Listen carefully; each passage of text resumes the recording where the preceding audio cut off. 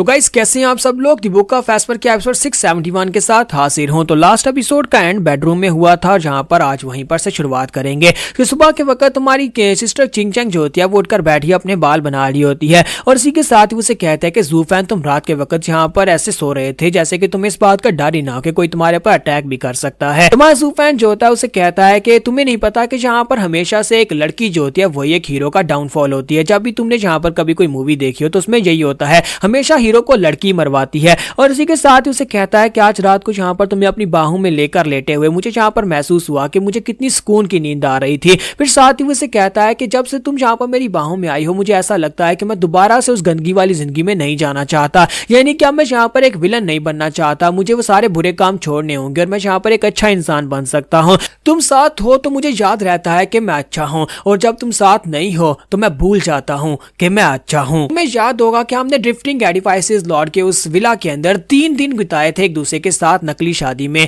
क्या तुम्हें वो याद है? तो वो कहते हैं कि हाँ मुझे याद है, लेकिन वो नकली शादी थी और वो नकली हस्बैंड एंड वाइफ का रोल था। लेकिन आज मैं जहाँ पर तुम्हारी असली वाइफ हूँ और तुम जहाँ पर मेरे साथ जो चाहे वो कर सकते हो। तुम्हारा ज़ूफैन उसे कहता है लेकिन मुझे लगता है कि मुझे जहाँ पर वाकई में मन की शांति मिल रही है। फिर साथ ही ज़ूफैन उनका खड़ा होता है और उसे कहता है किंग चैंग क्या तुम्हें पता है मैंने कभी तुमसे ये बात नहीं कही, लेकिन वो 3 दिन जो मैंने तुम्हारे साथ उस सिटी में उस विला के अंदर उस छोटी सी झोंपड़ी के अंदर गुजारे थे, मैं पिछले कई सालों से यहाँ पर उन 3 दिनों को दोबारा से गुजारने के बारे में सोच रहा था। मैं तुम्हारे साथ एक पल उस तरह से गुजार कर देखना चाहता था। मैं जहाँ पर कब से तड़प रहा था कि काश मैं जहाँ पर तुम्हारे साथ एक और वैसा दिन गुजार सकूं, लेकिन अफसोस कि मैं ऐसा नहीं कर सकता था क्योंकि मैं एक डिमोनिक कल्टीवेटर था और मैं जहाँ पर अपने रूल्स को नहीं तोड़ सकता था। मुझे लगा कि मैं जहाँ पर अपनी कल्टीवेशन पाथ से हट जाऊंगा और साथ ही वो आता है और जाकर उसके साथ चिपक जाता है और उसे कहता है प्लीज मुझे माफ कर देना इतने सालों के लिए, तुम्हें बार बार रिजेक्ट करने के लिए। और इसी के साथ ही उसे कहता है कि मुझे लगा था कि शायद तुम जहाँ पर मुझे होल्ड बैक करोगी और मैं जहाँ पर अपनी पावर के लस्ते पर पीछे रह जाऊंगा।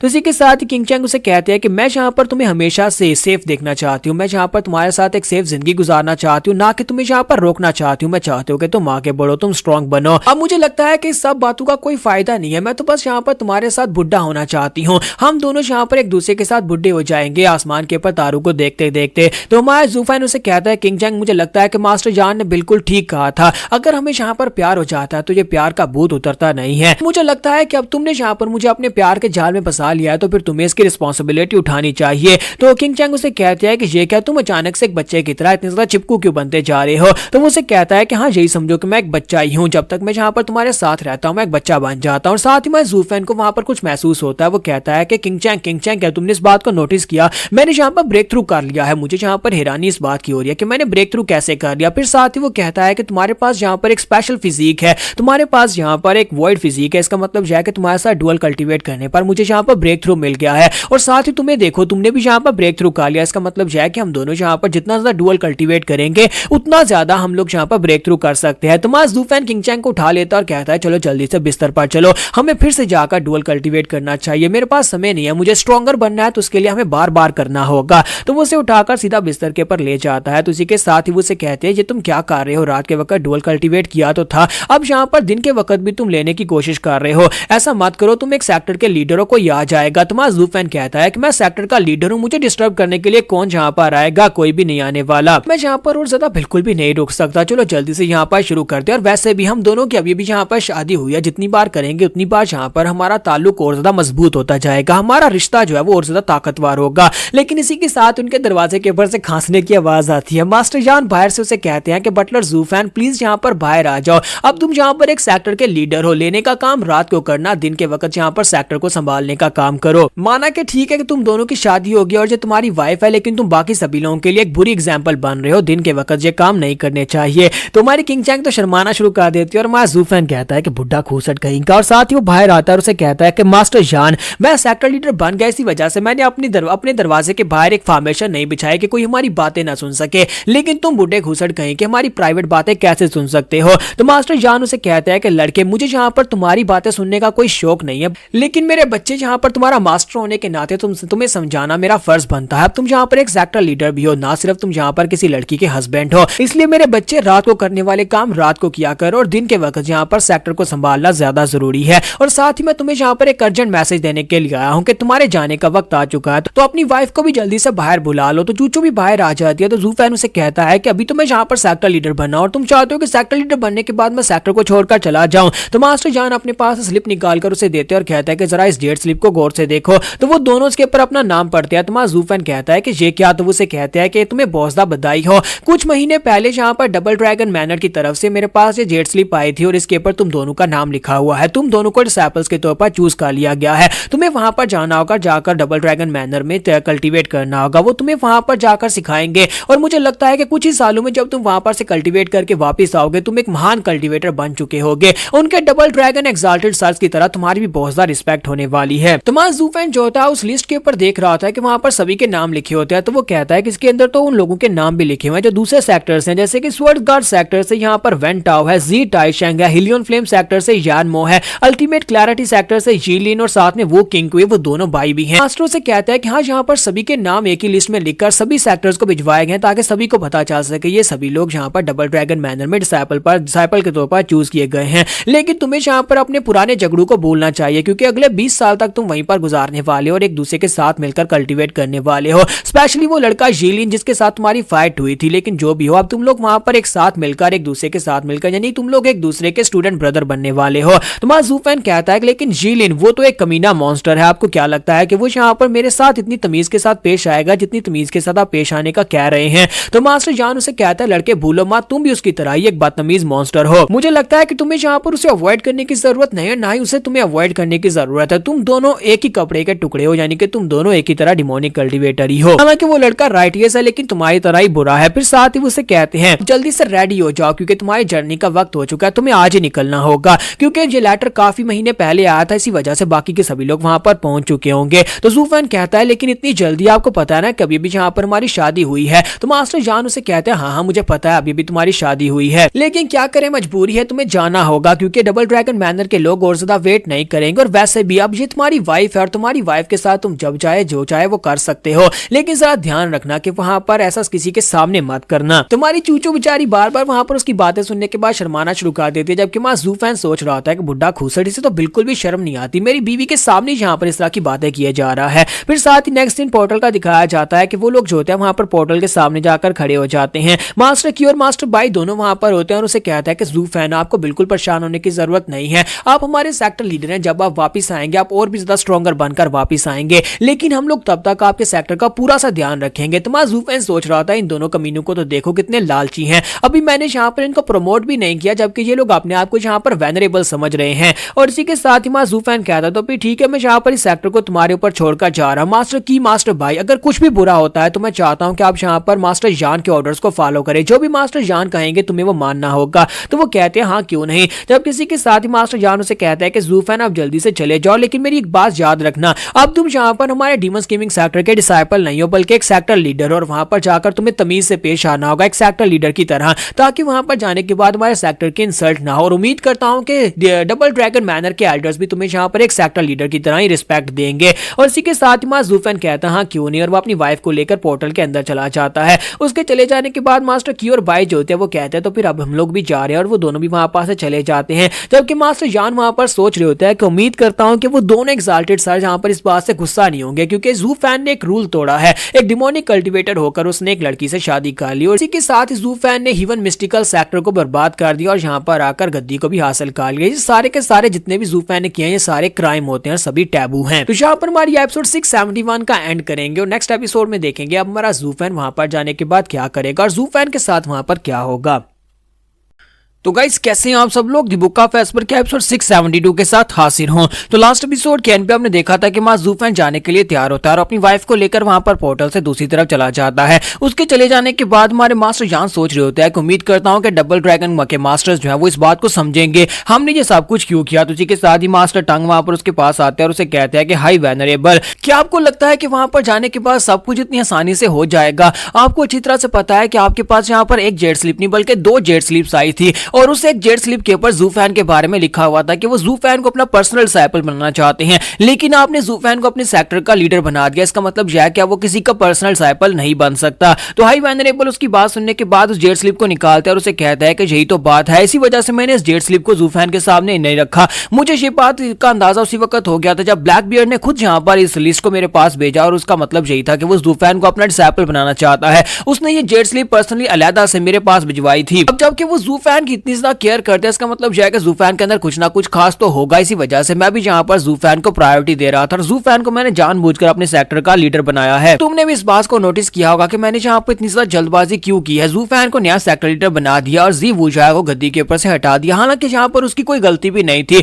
और सारी की सारी गलती भी ज़ूफैन की थी, लेकिन मैंने यहाँ पर उसको गद्दी से हटाकर ज़ूफैन को गद्दी के ऊपर बिठा दिया सिर्फ और सिर्फ इसी मकसद से कि ज़ूफैन को वो अपना डिसाइपल ना बना सके। अगर उन्होंने यहाँ पर ज़ूफैन को अपना डिसाइपल बना दिया तो ज़ूफैन हमारे सेक्टर से चला जाएगा। मैंने यहाँ पर ग्रेटर पिक्चर को देखते हुए अपने सेक्टर के लिए, यानी कि अपने सेक्टर को बेहतर बनाने के लिए और अपने सेक्टर का फ्यूचर देखते हुए ज़ूफैन को यहाँ पर इसका लीडर बना दिया। और अगर मैं ऐसा नहीं करता और डबल ड्रैगन मास्टर्स जो थे वो अगर ज़ूफैन को अपना डिसाइपल बनाने के लिए मुझे फोर्स करते तो मेरे पास इतनी पावर्स नहीं है कि मैं उन मास्टर से मुकाबला कर सकता। तो मास्टर टांग उसे कहते हैं, लेकिन मैं यहाँ पर इस बारे में ज्यादा परेशान हूँ कि डबल ड्रैगन मास्टर्स ये बात सुनने के बाद क्या करेंगे। उम्मीद करता हूँ कि वो यहाँ पर कुछ उल्टा सीधा नहीं करेंगे, क्योंकि जब उन्हें पता चलेगा कि ज़ूफैन अब एक सेक्टर का लीडर बन चुका है तो वो अपनी रेपुटेशन को दांव पर लगाते हुए ज़ूफैन के सामने ये रिक्वेस्ट नहीं करेंगे कि वो उनका पर्सनल डिसाइपल बन जाए। तो मास्टर टांग उसे कहता है कि हाई वेनरेबल, आपने यहाँ पर जो चाल चली है उस चाल के चलने के बाद तो यहाँ पर दोनों हाई वेनरेबल दोनों एक्साल्टेड मास्टर्स हैं, वो चाहे कितनी कोशिश क्यों ना कर ले लेकिन वो यहाँ पर ज़ूफैन को अपना डिसाइपल नहीं बना पाएंगे।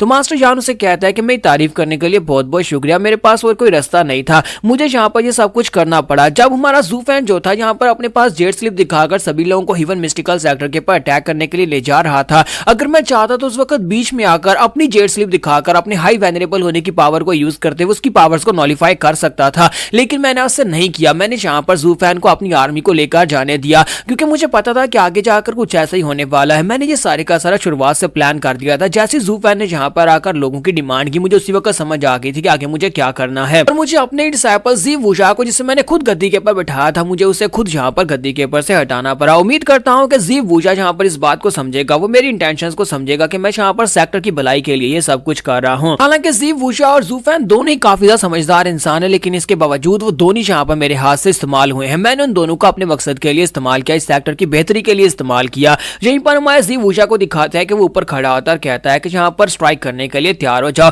मास्टर शिव से कहता है कि जी वूझा मास्टर क्या वाकई में यहाँ पर श्योर हो? तो वो कहता है कि हाँ मैं पूरी तरह से श्योर हूँ, अब चाहे यहाँ पर रास्ते में मेरा मास्टर क्यों ना खड़ा हो लेकिन मैं उसे भी मार डालूंगा और अपनी गद्दी को वापस हासिल करूंगा। तो मास्टर शिव से कहता है कि क्या तुम वाकई में अब यहाँ पर अपने मास्टर के बारे में ये सोच रहे हो कि तुम्हें मास्टर को मारकर गद्दी को वापस हासिल करना होगा, लेकिन फिर एक बार सोच लो, अगर कहीं यहाँ पर अपने मास्टर के देकर इमोशंस तुम्हारे रास्ते में आ गए तो फिर तुम यहाँ पर ये नहीं कर पाओगे, क्योंकि ये तुम्हारा ही अपना आइडिया था। तुमने यहाँ पर खुद ही कहा कि तुम यहाँ पर अपने मास्टर को गद्दी के ऊपर से हटाकर गद्दी के ऊपर बैठ सकते हो। तो जी वूझा उसे कहते हैं कि हाँ मैंने ये बात कही है और मैं इस बात को पूरा भी करूंगा, चाहे यहाँ पर मास्टर ही मेरे रास्ते में क्यों ना हो, मैं उन्हें भी हटाकर गद्दी को दोबारा हासिल करूंगा, फिर चाहे वो यहाँ पर मेरे रास्ते में ज़ूफैन हो या फिर मेरे मास्टर ही क्यों ना हो। तो यहीं पर नेक्स्ट सीन जो होता है हमारे ज़ूफैन का दिखाया जाता है कि लू क्लैन के लोग उसे कहते हैं कि हमें यहाँ पर से अलग होना होगा क्योंकि अब हमें यहाँ से लू क्लैन में वापस जाना है। तो जुनहाई उसे वाई बोलता है, जबकि हमारा यंग सांजी जो होता है वहां पर अपने मॉम डैड से कहता है कि मॉम डैड प्लीज वहां पर जाकर मुझे भूल मत जाना, अगर कोई भी वहां पर तुम्हारे साथ कुछ बुरा करे तो मुझे बुला लेना। तुम्हारा ज़ूफैन कहता है तो फिर ठीक है, तुम सभी लोग यहाँ पर से लू क्लैन में वापस जाओ, जल्दी हम लोग दोबारा मिलेंगे। और सभी लोग वहां पर से अलग अलग अपने रास्ते हो जाते हैं, जबकि हमारा ज़ूफैन सोच रहा होता है मेरी पास्ट लाइफ में मेरा एक ही डिसाइपल हुआ करता था और उस कमीने डिसाइपल ने मुझे धोखा दे दिया और मैं वहां पर मारा गया, लेकिन मेरी कोई फैमिली नहीं थी। और अब यहाँ पर देखो कितने सारे लोग हैं जो मेरी परवाह करते हैं। और साथ ही अपनी वाइफ की तरफ देखता और कहता है देखो इस जिंदगी में मेरे पास कितना कुछ है, इस लाइफ में मेरे पास बहुत कुछ है, मेरे पास अपने हैं, मेरे पास रिश्ते हैं। तो यहीं पर से नेक्स्ट सीन जो होता है लू अलायंस का दिखाया जाता है कि लू जुनहाई जब वापस पहुंचता है तो वहां पर एक सेक्टर लीडर जो होता है उसे कहता है कि मैं इस बात को बिल्कुल भी एक्सेप्ट नहीं कर सकता कि तुम अचानक से अपनी आर्मी को लेकर गए और वहां पर जाकर अपने बटलर की मदद की। वो बटलर जो कि कुछ साल पहले यहाँ पर हमें छोड़कर चला गया था, एक ऐसे बटलर के लिए तुमने अपनी आधी आर्मी को मरवा दिया, तुम्हारे आधे से ज्यादा सोल्जर्स मर गए और उसके बाद तुम आधी आर्मी को वापस लेकर आ रहे हो। हमें इसका जवाब चाहिए होगा, एक बटलर के लिए तुम ऐसा कैसे कर सकते हो? मास्टर लॉन्ग शायद आपको याद ही हो, जो मास्टर लॉन्ग टियान थे, लॉन्ग पवेलियन के मास्टर, वो उनसे कहते हैं कि तुम सभी लोग यहाँ पर इस बारे में जानते क्या हो, तुम्हें क्या बताया कि लू अलायंस है क्या चीज? तुम्हें लगता है कि हम लोग यहाँ पर एक बटलर के लिए सब कुछ कर रहे हैं और तुम लोग इस बात को समझ भी नहीं पाओगे क्योंकि तुम्हारा जो क्लैन है वो एक छोटा सा क्लैन है जो दूर कहीं माउंटेन्स के अंदर बसा हुआ है। हालांकि तुम हमारी अलायंस का हिस्सा हो, लेकिन इसके बावजूद तुम्हें यहाँ पर ज़ूफैन के बारे में नहीं पता कि उसने यहाँ पर इस सेक्टर को बनाने के लिए और इस अलायंस को बनाने के लिए क्या कुछ किया है। तो ये बात सुनते ही वो चिल्लाकर उसे कहते हैं कि इस बात का क्या मतलब है? वो बटलर जो यहाँ पर से छोड़कर चला गया, वो बटलर जिसने यहाँ पर जिसको हमने देखा भी नहीं, हम लोग उस बटलर के लिए अपने आधे लोगों को क्यों मरवा दें? उस अलायंस के अंदर, उस सोल्जर्स की आर्मी के अंदर हमारे लोग भी थे, हमारे क्लैन के लोग भी थे जो वहां पर मरे हैं और हमें यहाँ पर इसकी एक्सप्लेनेशन चाहिए। आखिर तुम्हें इससे फायदा क्या हुआ? अपने इतने लोगों को मरवा दिया लेकिन तुम वापस कुछ भी नहीं लेकर आए, वो अपनी मकसद के लिए, अपनी सेल्फिश रीजन के लिए तो यहाँ पर हमारे लोगों को क्यों मरवा रहा है। तो मास्टर लॉन्ग से कहता है कि मुझे नहीं लगता कि यहाँ पर इस बेवकूफ को समझ आने वाली है। ये सारी की सारी अलायंस जू फैन की, और जू फैन के लिए हम लोग अपनी जान भी दे सकते हैं। जबकि अल्ड्रिच लाकर उसे कहता है कि एक नौकर के लिए तुम लोग यहाँ पर ये सब कुछ कर रहे हो, एक नौकर के लिए तुम लोग अपनी जान दे सकते हो। तो मास्टर लॉन्ग भी आगे से चिल्लाकर उसे कहता है अपनी बकवास बंद करो, ऐसा तुम यहाँ पर उसे एक नौकर कैसे कह सकते हो, वो एक बटलर है,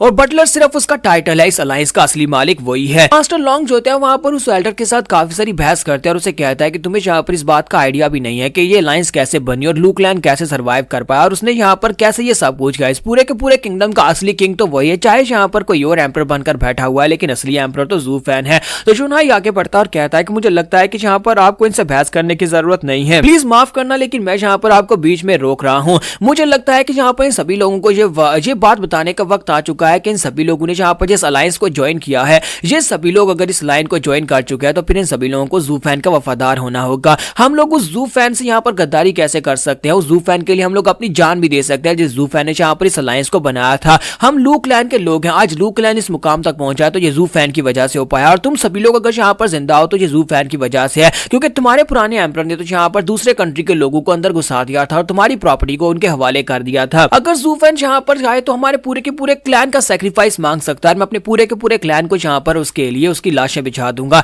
और हम लोग यहाँ पर ऐसा करने को भी तैयार है। अगर तुम में से किसी को इस बात से कोई दिक्कत है, तुम लोग अलायंस का हिस्सा नहीं हो सकते, यहाँ पर से दफा हो जाओ, तुम लोग अलायंस को छोड़कर जा सकते हो। मैं यहाँ पर किसी को फोर्स नहीं करूंगा, तुम सभी लोग आजाद हो, अगर इस अलायंस में रहना चाहते हो तो रहो, वरना यहाँ पर से जा सकते हो। तो यहाँ पर हमारी एपिसोड 672 का एंड होगा। नेक्स्ट एपिसोड में देखेंगे कि हमारे जू फैन के साथ वहां पर डबल ड्रैगन मैनर में जाने के बाद कैसा बर्ताव होने वाला है। तो गाइस कैसे हैं आप सब लोग, दी बुक ऑफ एस्पर के एपिसोड 673 के साथ हाजिर हो। तो लास्ट एपिसोड के एंड पे हमने देखा था कि हमारा जुनहाई जो होता है अपने लोगों के ऊपर गुस्सा हो रहा होता है, क्योंकि वो सभी लोग उसे कह रहे होते हैं कि तुम सिर्फ एक बटलर के लिए अपने इतने सारे लोगों को मरवा कर आ गए हो। तो जुनहाई गुस्से के साथ उन सभी से कहता है कि जिसको यहाँ पर रहना है वो रहे, और जिसको इस बात से दिक्कत है वो यहाँ से दफा हो जाए। यानी कि हम लोग ऐसे लोगों को यहाँ पर बिल्कुल भी अफोर्ड नहीं कर सकते जो लोग बटलर जू फैन की सैक्रिफाइसेस को नहीं जानते और उसे नहीं पहचानते। तो इसी के साथ उसके वहां पर से गुस्से के साथ चले जाने के बाद वो सभी लोग जो होते हैं हैरान परेशान वहां पर खड़े होते हैं। सबके साथ ही वहां पर मास्टर लॉन्ग जो होते हैं वो कह रहे हैं देखो तो जरा ये बच्चा पहले से कितना ज्यादा बदल गया है, क्या अभी भी ये वही छोटा सा बच्चा है जिसे जू फैन अपने साथ लेकर आया था और जू फैन ने इसे यहाँ पर सेक्टर लीडर बनाया था, और आज देखो यहाँ पर ये बच्चा कितना ज्यादा स्ट्रॉन्गर हो चुका है कि ये जू फैन को डिफेंड कर रहा है। तो स्वॉर्ड पवेलियन के मास्टर कहते हैं कि हाँ मुझे लगता है कि जू फैन अपने पीछे यहाँ पर इस बच्चे को इसलिए छोड़कर गया था क्योंकि यहाँ पर लू क्लैन के लिए ग्रो करने की बहुत ज्यादा जगह है और एक दिन ये महान लीडर बनेगा। तो इसी के साथ ही नेक्स्ट सीन जो होता है वहां पर नीचे का दिखाया जाता है जहां पर मां जुनहाई बैठा सोच रहा होता है कि अपने बॉस को दोबारा देकर मुझे बहुत ज्यादा खुशी हुई, लेकिन साथ उसकी बहन बागती वहां पर आती है और उसे कहते हैं कि जुनहाई मुझे एक बात बताओ कि ये बाहर हो क्या रहा है, सभी एल्डर्स यहाँ पर इतने गुस्से में क्यों है और तू ऐसे यहाँ पर गुस्से में बैठे हुए हैं जैसे कि अभी यहाँ पर हमारी लू अलायंस को छोड़कर चले जाएंगे। आखिर बताओगे कि तुमने यहाँ पर क्या किया, मुझे तो अभी पता चल रहा है कि तुम अपनी आर्मी को लेकर गए हुए थे, कहां पर गए थे मुझे बताओ, तुमने यहाँ पर मुझे बताया क्यों नहीं। तुम्हारा जुनहाई से कहता है कुछ बात नहीं, कुछ नहीं, यहाँ पर कुछ भी नहीं हुआ और यहाँ पर इतना बड़ा डैमेज भी नहीं है जिसकी वजह से ये सभी लोग इतना ज्यादा शोर मचा रहे हैं। अब किसी के साथ ही मास्टर लैंग वुचेंग वहां पर आते हैं और उसे कहते हैं कि यंग मिस मुझे लगता है कि तुम्हें यहाँ पर इससे ये बात नहीं पूछनी चाहिए बल्कि ये पूछना चाहिए कि अपनी आर्मी को लेकर वो भी अचानक बिना बताए किसकी मदद करने के लिए गया था, क्योंकि इस दुनिया में सिर्फ एक इंसान हो सकता है जिसके लिए माय जुनहाई जो अपनी जान भी देने को तैयार है, और मुझे लगता है कि वो बटलर जू फैन से मिलने के लिए गया था। तो ये बात सुनती ही वो उसे कहते हैं क्या क्या वाकई में तुम बटलर जू फैन से मिलकर आए हो, जू फैन को तुमने देखा? तो वो कहता है हाँ मैंने बटलर जू फैन को देखा, और साथ ही वो उसे सारी की सारी बात बताता है कि उन दोनों ने शादी कर ली है।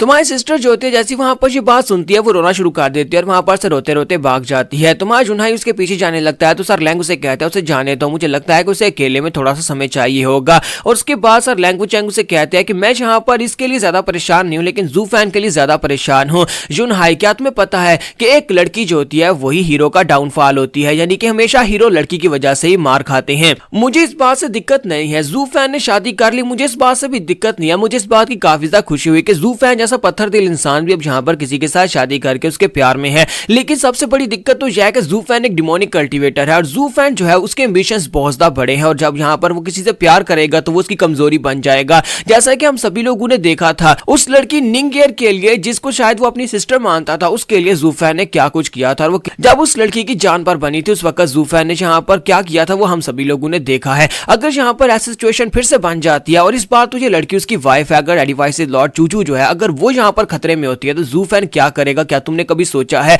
और मुझे लगता है कि जूफैन उसके प्यार में पड़ के नरम पड़ जाएगा, और अगर वो यहाँ पर नरम पड़ गया तो फिर वो अपने जितने भी उसके असूल है जो उन सभी असूलों को भुला देगा, और उसके बाद वो और भी ज्यादा कमजोर होता जाएगा। यहाँ पर सिर्फ दो ही बातें हो सकती है, एक या तो प्यार हमें स्ट्रांग बनाता है या फिर प्यार हमें मरवा देता है। मुझे लगता है कि जूफैन को भी इन सारी बातों के बारे में अच्छी तरह से पता है, लेकिन इसके बावजूद इस वक्त जूफैन का अपना पूरा फोकस अपनी नई नवेली दुल्हन के ऊपर होने वाला है, और उसके साथ अपनी एक नई जिंदगी गुजारने के ऊपर वो फोकस कर रहा होगा, जिसकी वजह से वो इस वक्त बहुत बड़े खतरे में है। तो जुना इसकी बातें सुनने के बाद बस वहां पर खामोश खड़ा होता है, जबकि यहीं पर से नेक्स्ट सीन में जूफैन का दिखाया जाता है कि वो लोग विल्डरनेस को पार करने के बाद एक गांव में पहुंचते हैं। तो जूफैन कहता है फाइनली इतने दिनों के सफर के बाद में फाइनली यहाँ पर कोई गांव मिल ही गया। इस गांव के अंदर कुछ रेस्टोरेंट्स भी होंगे और रेस्टोरेंट्स में हम लोग आज रात यहीं पर रुकने वाले हैं। तो इसी के साथ ही सिस्टर रूहुआ कहती है कि मुझे लगता है कि बटलर जूफैन को यहाँ पर रात गुजारने की कुछ ज्यादा ही जल्दी है। पिछले एक हफ्ते से हम लोग यहाँ पर जंगल में चल रहे थे या फिर हम लोग डेजर्ट में चल रहे थे, इसी वजह से वो कमरा बुक करवाने के बारे में बात कर रहा है। तो सिस्टर चूचू से कहती है बदतमीज लड़की, ये तुम क्या बात कर रही हो, ये हमारा प्राइवेट मसला है। जबकि मां जूफैन उसे कहता है कि इस लड़की ने बिल्कुल ठीक कहा, हाँ मैं पिछले एक हफ्ते से यहाँ पर वेट कर रहा था कब हमें यहाँ पर मौका मिले, हम किसी रेस्टोरेंट को बुक करवाते हैं और रात वहीं पर गुजारेंगे। तुम सभी लोग आज रात के लिए आजाद हो, जहां पर जाओ वहां पर जा सकती हो, जिसके साथ चाहो उसके साथ जाकर सो सकती हो, इसलिए हमें डिस्टर्ब बिल्कुल भी मत करना। तो सिस्टर किंगचैंग उसे कहती है कि जूफैन तुम भी इनकी तरह बेशर्म हो, तुम भी यहाँ पर इनकी बेशर्मी में इनका साथ दे रहे हो। जब किसी के साथ ही मां रूहुआ आगे बढ़ती है और उसे कहती है मुझे लगता है कि जूफैन शादी करने के बाद पहले से काफी ज्यादा हद तक बदल गया है, पहले जैसा बिल्कुल भी नहीं था, लेकिन अब जरा इसकी बातें देखो, इसकी बातों से पता चलता है कि ये काफी ज्यादा बदल गया है। मुझे लगता है कि बर्फ पिघल रही है। तो हमारी मिस चूचू से कहती है कि हाँ मुझे लगता है कि वो पहले से काफी ज्यादा बेहतर हो गया, लेकिन मैं बस ये चाहती हूँ कि वो सेफ रहे, लेकिन मुझे नहीं पता कि मुझसे शादी करने के बाद क्या उसे यही सब कुछ चाहिए था या फिर मेरे साथ अब वो ये सब कुछ करता है। तो सिस्टर रूहुआ उसे कहते हैं कि इस बात से फर्क नहीं पड़ता कि पहले उसे क्या चाहिए था, लेकिन मुझे लगता है कि अब इसे जो कुछ चाहिए वो उसके पास है। मुझे लगता है कि वो सिर्फ तुम्हारे बारे में सोचता है। और इसी के साथ उनकी तीसरी सिस्टर आगे बढ़ती है और कहती है मुझे लगता है कि तुम लोगों को यहाँ पर इस बारे में ज्यादा सोचने की जरूरत नहीं है, जितना ज्यादा ये अच्छा होगा उतना ही ज्यादा हमारे लिए भी अच्छा है। तुम लोगों ने सुना नहीं है कि एक औरत जो है वो तो यहाँ पर पत्थर दिल मर्द को भी बदल देती है जब उसे अपने प्यार में डाल लेती है। नेक्स्ट सीन जो होता है रेस्टोरेंट का दिखाया जाता है कि वो लोग अपने लिए एक होटल बुक करवा लेते हैं और वहां पर बैठे खाना खा रहे होते हैं। जूफैन जो होता है खिड़की में से बाहर की तरफ देखता है और कहता है कि ये तो बिल्कुल एक नॉर्मल जिंदगी की तरह है, जैसे कि सभी लोग यहाँ पर रूटीन की अपनी नॉर्मल जिंदगी गुजारते हैं। अब मैं यहाँ पर एक शादीशुदा मर्द और यहाँ पर एक नॉर्मल जिंदगी गुजार रहा हूँ, जबकि वो लड़कियां जो होती हैं वहां पर आपस में बैठी बातें गा रही होती हैं। तो इसी के साथ सिस्टर जिन जो होती है वो कहती है कि मुझे एक बात तो बताओ सीनियर सिस्टर, हम लोग इस वक्त जा रहे हैं डबल ड्रैगन मैनर के डिसाइपल बनने के लिए, लेकिन हम लोग किस सेक्टर की तरफ से हैं? क्या हम लोग ह्यूमन मिस्टिकल सेक्टर की तरफ से हैं या फिर हम लोग यहाँ पर डीमन स्कीमिंग सेक्टर की तरफ से हैं? तो हमारी सिस्टर रूहुआ उसे कहती है कि मुझे लगता है कि हम लोग डीमन स्कीमिंग सेक्टर की तरफ से है, क्योंकि हमने अपने सेक्टर को धोखा दिया और सेक्टर बर्बाद हो चुका है, तो फिर हम लोग यहाँ पर डीमन स्कीमिंग सेक्टर के हुए ना। तो सिस्टर जिन उसे कहती है लेकिन यहाँ पे तो फिर हमें यहाँ पर डिमोनिक कल्टीवेटर कहा जाएगा, क्योंकि हम लोग डिमोनिक सेक्टर की तरफ से जा रहे हैं, लेकिन हमने तो कोई डिमोनिक कल्टीवेशन टेक्निक मास्टर ही नहीं की। तो सिस्टर रूहुआ उसे कहती है कि इस बात से फर्क नहीं पड़ता कि हम लोगों ने कोई डिमोनिक टेक्निक को मास्टर किया या नहीं किया, लेकिन अब जबकि हमारा ताल्लुक डिमोनिक सेक्टर से है तो फिर हम लोग भी डीमन कल्टीवेटर्स हैं। तो मुझे लगता है कि यहाँ पर राइटियसनेस और डिमोनिक कल्टीवेशन सिर्फ और सिर्फ नाम है, असल में यहाँ पर कल्टीवेशन टेक्निक से फर्क नहीं पड़ता, बल्कि जिस जगह के ऊपर हम लोग होते हैं उस जगह से फर्क पड़ता है। अगर हम लोग राइटियस सेक्टर में तो हम लोग राइटियस होंगे, अगर हम डिमोनिक सेक्टर में तो हमें डिमोनिक कहा जाएगा।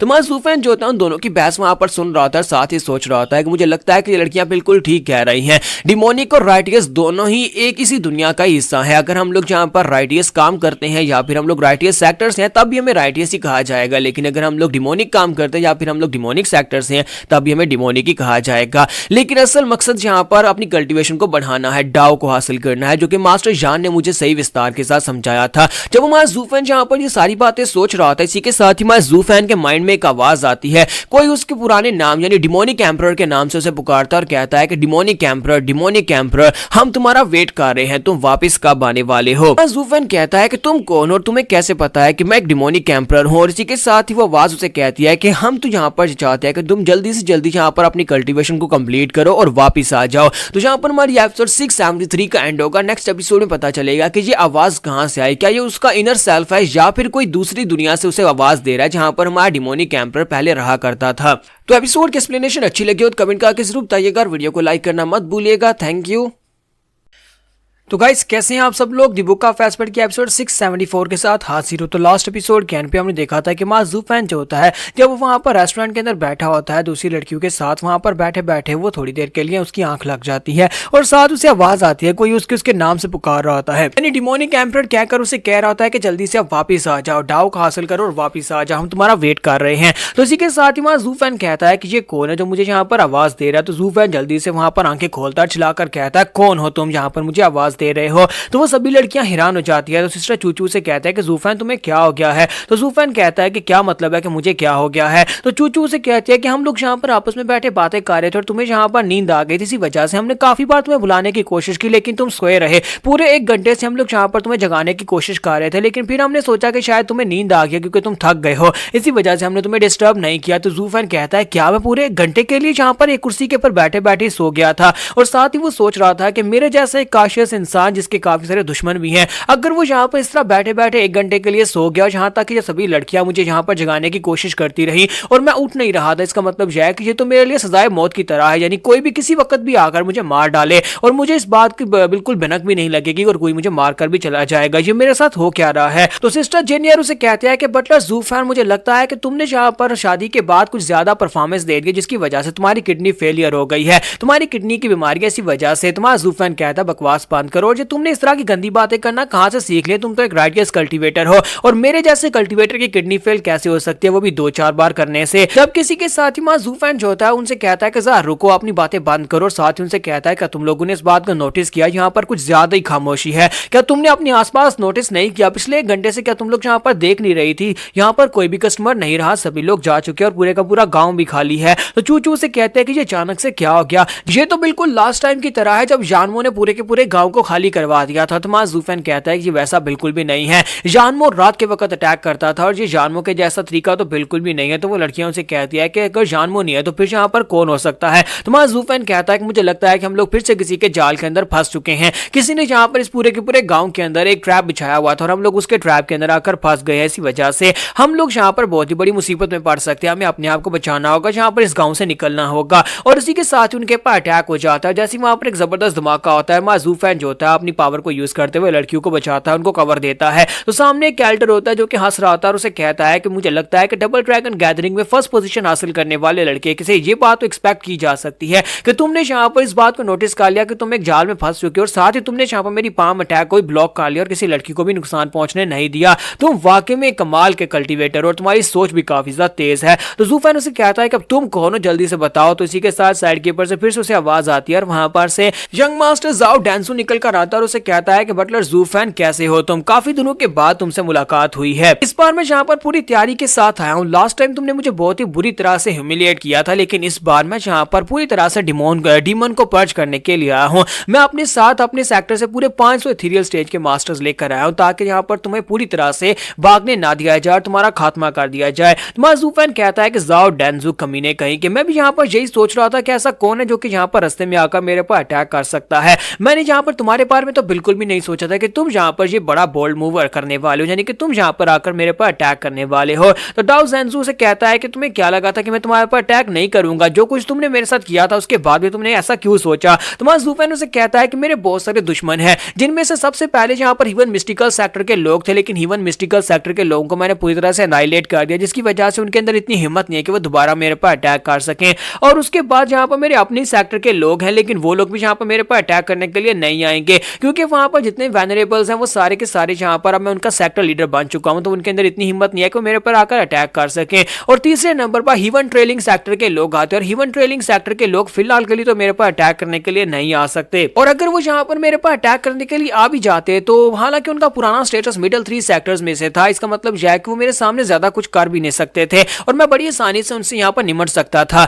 और मैंने यहाँ पर तुम्हारे बारे में एक्सपेक्ट नहीं किया था कि ज़ाओ डेंजू तुम यहाँ पर अपने इस सेक्टर डीमन पर्जिंग सेक्टर को लेकर मेरे पर अटैक करने के लिए आओगे क्योंकि तुम यहाँ पर टॉप 3 सेक्टर्स में से एक हो, तुम्हारे साथ तुम्हारे इथेरियल स्टेज के मास्टर्स हैं। लेकिन मुझे एक बात की समझ नहीं आई कि तुमने यहाँ पर आकर पहले से ट्रैप कैसे बजाया, तुम्हें कैसे पता चला कि हम लोग यहाँ पर आने वाले हैं, तुम्हें यहाँ पर इन्फॉर्मेशन किसी ना किसी ने तो दी होगी। आज ये सारी इन्फॉर्मेशन तुम्हारे पास कहाँ से आ रही है, क्या तुम्हारा कोई बंदा हमारे सेक्टर के अंदर है, क्या हमारे सेक्टर अंदर तुम्हारा कोई स्पाई है, या फिर मुझे लगता है कि हमारे सेक्टर के अंदर से 2 ही लोग ऐसे हैं जो कि तुम्हें इन्फॉर्मेशन भेज सकते हैं और वो 2 लोग वेनरेबल शी और उसका डिसाइपल लाउजी हो सकते हैं। सिर्फ वही 2 कमीने इंसान ऐसे हैं जो कि मेरे बारे में ये सारी इन्फॉर्मेशन तुम्हें बेच सकते हैं। तो जाओ डेंजू जो होता है उसकी बात सुनने के बाद सभी एक झटका लगता है, क्योंकि हमारे ज़ूफेन ने वहां पर जो कुछ बताया वो सब कुछ सही बताया। तो जाओ डेंजू से कहता है कि तुम वाकई में एक बहुत ही समझदार इंसान हो, लेकिन अब इस बात से क्या फर्क पड़ता है कि तुम यहाँ पर कितने समझदार क्यों ना हो, लेकिन तुम हमारे रास्ते की सबसे बड़ी रुकावट हो जिसे हम लोग यहाँ पर अब दूर करने वाले हैं। एक तो तुम्हारी वजह से हमारा जो स्टेटस था वो डाउन हो गया, और दूसरा तुम्हारी वजह से हमारे वहां पर डिसाइपल मारे गए,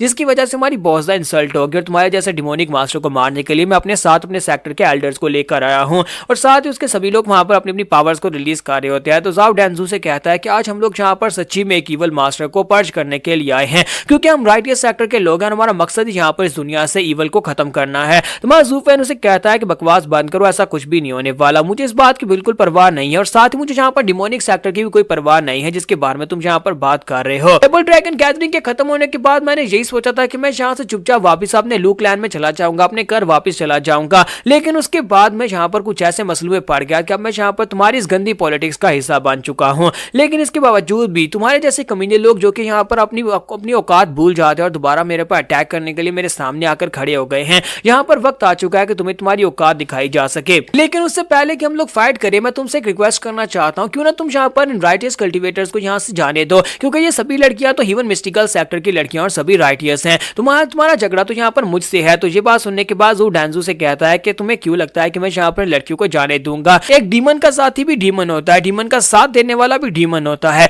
यानी कि यहाँ पर इन सभी लड़कियों को भी तुम्हारे साथ ही मरना होगा। तो जैसे वो इतनी बात करता है, इसी के साथ ही सामने से वहां पर हमारा ज़ूफेन जो होता है अपनी आई ऑफ द वॉइड की सेकंड बीम को यूज करते हुए उसके ऊपर अटैक करता है। वो अपनी एनाइलेशन बीम के साथ जैसे ही ज़ू डेंजू के ऊपर अटैक करता है, ज़ाओ डेंजू जो होता है उसके अटैक को अवॉइड कर लेता है, लेकिन पीछे खड़ा एक कैरेक्टर जो होता है उसकी बॉडी जो होती है उस एनाइलेशन बीम के साथ वहां पर कट जाती है, उसकी बॉडी के अंदर एक होल बन जाता है, और ज़ाओ डेंजू इस बात से काफी ज्यादा घबरा जाता है। तुम्हारा ज़ूफेन उसे कहता है कि तुम्हें क्यों लगा था कि इतनी आसानी से मैं यहाँ पर तुम्हें ये सब कुछ करने दूंगा। तो यहाँ पर हमारी एपिसोड 674 का एंड हो जाता है। तो एपिसोड की एक्सप्लेनेशन अच्छी लगी हो तो कमेंट करके जरूर बताइएगा, और वीडियो को लाइक करना मत भूलिएगा। Thank you.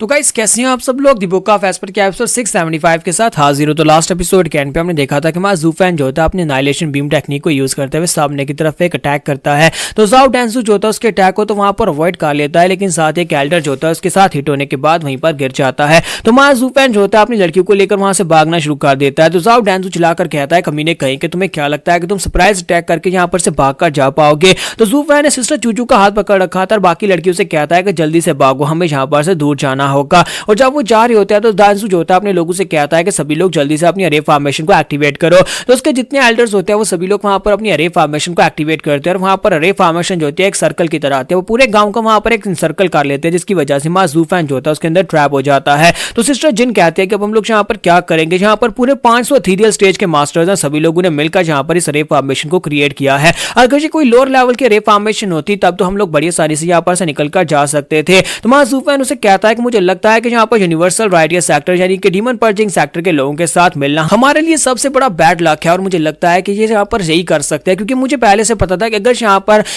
Demon purging sector के लोग हमारे पर अटैक करने के लिए आते हैं तो अपने साथ बहुत सारे इथेरियल स्टेज के मास्टर्स को लेकर आएंगे। इस तरह की बड़ी पावरफुल फोर्स को सिर्फ और सिर्फ वही लेकर आ सकते हैं। मुझे लगता है कि इन लोगों ने अपने कुछ गार्डियंस एल्डर्स को वहां पर अपने सेक्टर में छोड़ा होगा, और बाकी के सभी एल्डर्स जितने भी इथेरियल स्टेज के मास्टर्स थे उन सभी को हमारे पर अटैक करने के लिए वो यहाँ पर ले आए हैं, इसलिए यहाँ पर से निकलकर जाना काफी ज्यादा मुश्किल है। तो सिस्टर जिन उसे कहती है तो बट ज़ूफेन अब यहाँ पर क्या होगा, हम लोग क्या करेंगे? ज़ूफेन कहता परेशान होने की जरूरत नहीं है, मैं यहाँ पर तुम्हारे लिए रास्ता ओपन करता हूँ। साथ ही वो आई ऑफ द वॉइड की सेकंड फॉर्म को यूज करते हुए एनाइलेशन बीम के साथ उस फॉर्मेशन के ऊपर अटैक करता है। जैसी फॉर्मेशन उसके साथ हिट होती है उसके अंदर क्रैक्स पड़ते हैं, और कुछ डिसाइपल्स जो होते हैं यानी कुछ एल्डर्स जो होते हैं वहां पर जख्मी हो जाते हैं, क्योंकि वो फॉर्मेशन उनकी सोल के साथ बनी होती है। तो फिर साथ ही वहां ज़ूफेन जो होता है अपने पंजे को वहां पर चेंज करता है, और साथ ही वहां पर ड्रैगन क्ला के साथ उसके ऊपर अटैक करने लगा। तो अपनी रेड स्टाइल के सेकंड टेक्निक को यूज करता है और गोस्ट क्ला को यूज करते हुए सामने सरे फॉर्मेशन के ऊपर अटैक करता है, जिसकी वजह से शील्ड टूट जाती है, और शील्ड के टूटने के साथ ही वहां पर बहुत सारे एल्डर्स जो होते हैं वो मर जाते हैं, क्योंकि सारे वहां पर उस शील्ड के साथ जुड़े हुए थे। तो वहां ज़ूफेन जो होता है चूचू और लड़कियों को लेकर वहां पर वो भी तेजी के साथ भागना स्टार्ट करता है। तो डेंजू कहता है कमीना कहीं का इसने हमारी अरे फॉर्मेशन को तोड़ दिया, ऐसा बिल्कुल ही पॉसिबल नहीं है, हमें इसे रोकना ही होगा चाहे कुछ भी हो जाए, हमने पहले यहाँ पर इतने एल्डर खो दिए हैं। तो अपने एल्डर से कहता है कि तुम सभी लोग यहाँ पर किसका वेट कर रहे हो, जल्दी से जाओ जाकर उसका पीछा पीछा करो। और सभी लोग बड़ी तेजी के साथ हमारे ज़ूफैन के पीछे जाते हैं। तो सिस्टर जिन कहते हैं कि अब हम लोग यहाँ पर क्या करेंगे, वो तो हमारे करीब पहुंच चुके हैं, बहुत ही जल्दी हम आकर पकड़ लेंगे। तो ज़ूफैन कहता है किंग चैंग मैं यहाँ पर तुमसे एक बात कहूंगा और तुम्हें दोबारा इस बात को नहीं दोहराऊंगा, पीछे मुड़कर मत देखना। तो सिस्टर चूचू से कहते हैं इस बात का क्या मतलब है। ज़ूफैन उसे कहता है कि मैंने कहा कि पीछे मुड़कर मत देखना। और साथ ही ज़ूफैन उसे ऊपर की तरफ धक्का देता है और साथ ही अपनी अपनी जो ट्रांसपोर्टेशन टेक्निक होती है उसको यूज करते हैं, पीछे चला जाता है। तो वो लड़कियां पीछे की तरफ घूमकर देख रही होती है और कहती है कि सिस्टर किंग चैंग वो अकेला पीछे रुक गया, अब हम लोग यहाँ पर क्या करें। ज़ूफैन फिर से चलाकर कहता है कि चूचू आगे की तरफ बढ़ती रहो, पीछे मुड़कर मत देखना। तो चूचू अपनी साथियों से कहते हैं कि जल्दी से निकलो, जहां पर से हमें जाना होगा। ज़ूफैन ने कहा कि जहां से चलो। तो रूहुआ उसे कहती है कि किंग चैंग तुम उसे यहाँ पर अकेले छोड़कर कैसे छोड़कर जा सकते हो, वो तुम्हारा पति है, क्या तुम अपने पति का साथ नहीं दोगी। तो उसे कहती है कि अगर मैं यहाँ पर रहूंगी तो मैं उसके लिए बोझ बन जाऊंगी और मुझे लगता है कि वो अकेला यहाँ पर खुद अपने आप को बचाने के लिए कोई ना कोई तरीका ढूंढ निकालेगा, चाहे कैसे भी करके, लेकिन वो जिंदा मेरे पास वापस जरूर आएगा। लेकिन अगर हम लोग यहाँ पर रुकी तो फिर हम लोग उसके ऊपर बोझ बन जाएंगे और हमें यहाँ पर बचाते हुए उसे खुद फाइट भी करनी पड़ेगी। सिस्टर चूचू साथ ही साथ वहां पर रो रही होती है और कहती है कि मुझे यहाँ पर इस बात का बिल्कुल भी आइडिया नहीं था कि हमारी शादी के कुछ ही दिनों के बाद हमें यहाँ पर इस सिचुएशन से गुजरना पड़ेगा जहां पर हमें अलग होना पड़ेगा। अब मुझे इस बात का भी पता नहीं है कि ज़ूफैन जहां से जिंदा बचकर वापस आ पाएगा या फिर नहीं, और मेरा पति क्या यहाँ पर इस जगह के ऊपर मर जाएगा। और सिस्टर चूचू रोते रोते वहां पर से आगे चली जाती है। तो ज़ूफैन कहता है किसी वजह से कहता है कि प्यार इंसान को अंदर से खोखला कर देता है। अब देखो यहाँ पर थोड़ी देर के लिए हम लोग अलग हुए हैं, लेकिन मुझे यहाँ पर ऐसा महसूस हो रहा है जैसे कि हम लोग दोबारा कभी नहीं मिलने वाले। लेकिन मैं यहाँ पर ऐसा होने नहीं दूंगा, मुझे यहाँ पर इन कमीने लोगों को हर हाल में रोकना होगा और यहाँ पर से वापस सिस्टर चूचू के पास जाना होगा। मैंने उसे इसलिए यहाँ पर से भेज दिया और साथ उसे ये भी कहा कि पीछे मुड़कर मत देखना। हालांकि सभी लोग ये चाहते हैं कि आखिरी बार कोई उसे पीछे मुड़कर देखे, लेकिन मैंने उसे इसलिए पीछे मुड़कर ना देखने का कहा क्योंकि अगर वो यहाँ पर मुझे रोता हुआ देखेगी तो फिर मुझे बिल्कुल भी अच्छा नहीं लगेगा। सभी एल्डर्स होते हैं हमारे ज़ूफैन के सामने वहां पर लाइंस लगाकर खड़े हो जाते हैं और ये लाइंस को वाकई में अच्छी तरह से कॉपी पेस्ट किया गया है। तो हमारा ज़ूफैन जो होता है सभी एल्डर्स के सामने वहां पर अच्छे सामने खड़ा होता है। डांसू से कहता है कि ज़ूफैन अब तुम यहाँ पर से भागकर क्यों नहीं जा रहे,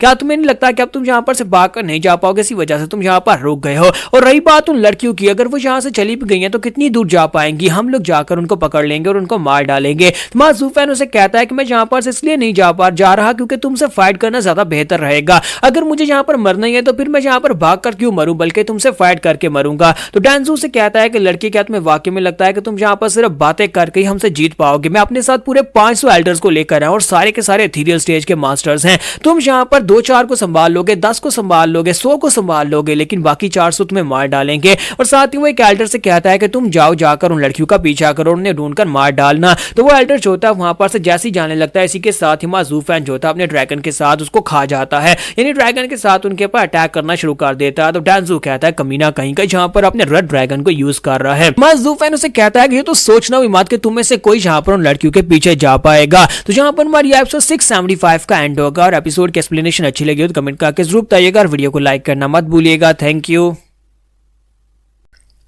तो गाइस कैसे हैं आप सब लोग। दी बुक ऑफ एस्पर की एपिसोड 676 के साथ हाजिर हो। तो लास्ट एपिसोड के एंड पे हमने देखा था कि ज़ूफैन जो था अपने ड्रैगन सोल को रिलीज करते हुए उनके ऊपर अटैक करता और कहता है कि तुम में से कोई भी यहाँ पर से आगे बढ़कर लड़कियों तक नहीं पहुंच पाएगा। तो इस बात से डांसू काफी ज्यादा घबरा जाता और कहता है कि ज़ूफैन जो तुम क्या कर रहे हो, तुमने यहाँ पर शुरुआती फाइट में ही अपनी ड्रैगन सोल को निकाल दिया, लगता है कि तुम यहाँ पर कुछ ज्यादा डेस्परेट हो लड़कियों को बचाने के लिए। तो ज़ूफैन उसे कहता है कि मेरे लिए उन लड़कियों की कोई अहमियत नहीं है, वो बस बेकार सी लड़की है जो मेरे साथ चल रही थी, वो तो राइटियस सेक्टर की लड़कियां और मुझे यहाँ पर उनकी कोई परवाह भी नहीं है, वो बस यहाँ पर इनोसेंट है, यानी कि उन सबका इससे कोई ताल्लुक नहीं है, इसी वजह से मैं उन्हें बचा रहा हूँ। तो डांसू से कहता है कि ऐसी बात नहीं है, अगर यहाँ पर वो लड़कियां खास नहीं होती फिर तुम यहाँ पर कभी भी अपनी ड्रैगन सोल को इतनी जल्दी नहीं निकालते। और वैसे भी यहाँ पर जो लोग तुम्हारा साथ दे रहे हैं वो सारे के सारे डीमंस हैं, यानी कि उन्हें अच्छी तरह से पता है कि तुम एक डीमन हो। अगर वो राइटियस होती तो वो कभी किसी डीमन का साथ नहीं देती। और हम लोग यहाँ पर एंड तक तुम्हारे साथ जितने भी लोग होंगे सभी को मार डालेंगे, हर एक बंदे को मरना होगा जो तुम्हारा साथ देगा। और साथ ही वो कहता है कि अभी या कल, आज या कल, यानी कि हम लोग उन लड़कियों को ढूंढ निकालेंगे और उसके बाद उन्हें मार डालेंगे।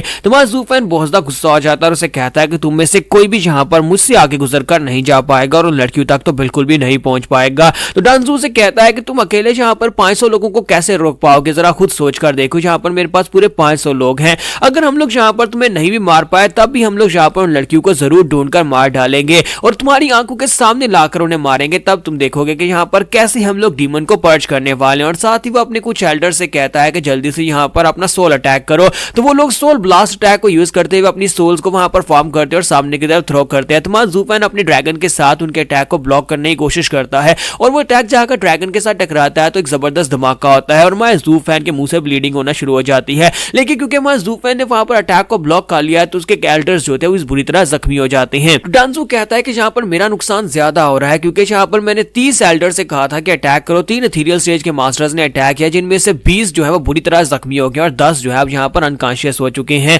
और ऊपर से ज़ूफेन जो है वो यहाँ पर अभी भी फॉर्मिडेबल एनिमी है, यानी कि उससे मुकाबला करना हमारे बस की बात नहीं लगती, हम सभी को मिलकर ये अटैक करना पड़ेगा। जबकि इसी के साथ उनमें से एक कहता है कि हम लोगों ने इस बारे में सुना था कि ये बंदा वाकई में काफी ज्यादा स्ट्रॉन्गर है और इसने यहाँ पर इस बार की डबल ड्रैगन गैदरिंग में पहली पोजीशन को हासिल किया और साथ ही डांजू ने वापस आकर बताया भी था, लेकिन आज अपनी आंखों से देखकर यकीन हो रहा है कि इस बंदे से फाइट करना इतना भी आसान नहीं होने वाला। लगता है कि इसके बारे में जो रूमर्स थे वाकई में सच थे कि इसने एक्साल्टेड सर से भी फाइट की थी और उनके अटैक को भी ब्लॉक किया था। उसी के साथ ही मां डांजू से कहता है कि तुम सभी लोग वहां पर क्या आपस में बकवास किए जा रहे हो, हम सभी लोग राइटियस कल्टीवेटर्स और हम सभी लोगों का एक ही मकसद है, इस कमीने को यहाँ पर मारना। मुझे यहाँ पर हीवंस के लिए इस लड़के का सर चाहिए, तुम सभी लोग यहाँ पर इसको मार डालो और उसके बाद मैं जाकर अपने सेक्टर पैट्रियार्च से तुम सभी के बारे में बात करूंगा और तुम सभी को रिवार्ड भी मिलेगा। तो ज़ूफेन कहता है कि हाँ हाँ तुम सभी लोग यहाँ पर हीवंस के लिए यहाँ पर आओ और आकर मेरा सर काटो, तुम सभी लोग मुझे मारना चाहते हो, लेकिन क्या हीवंस ने तुम्हें ये नहीं बताया कि तुम में से आधे लोग यहाँ पर एक डीमन को मारते हुए मारे जाएंगे? कैसा डीमन जिसने यहाँ पर अभी तक तुम्हारे खिलाफ कुछ किया भी नहीं है, फिर तुम यहाँ पर मुझे मारने के चक्कर में खुद क्यों मारे जाओ? अब मुझे ये बताओ कि तुम में से कौन कौन यहाँ पर आगे बढ़कर मरना चाहेगा, क्योंकि जब तक मैं यहाँ पर सही कंडीशन में हूं मैं तुम में से काफी सारे लोगों को मार सकता हूं। तो ये बात सुनते ही वो सभी लोग वहां पर चुपचाप खड़े हो जाते हैं और अंदर से घबरा रहे होते हैं, क्योंकि मैं ज़ूफेन को डांजू को देखने के बाद डबल ड्रैगन गैदरिंग में इतना आइडिया तो हो जाता है कि राइटियस सेक्टर के ये लोग जो है इनमें से,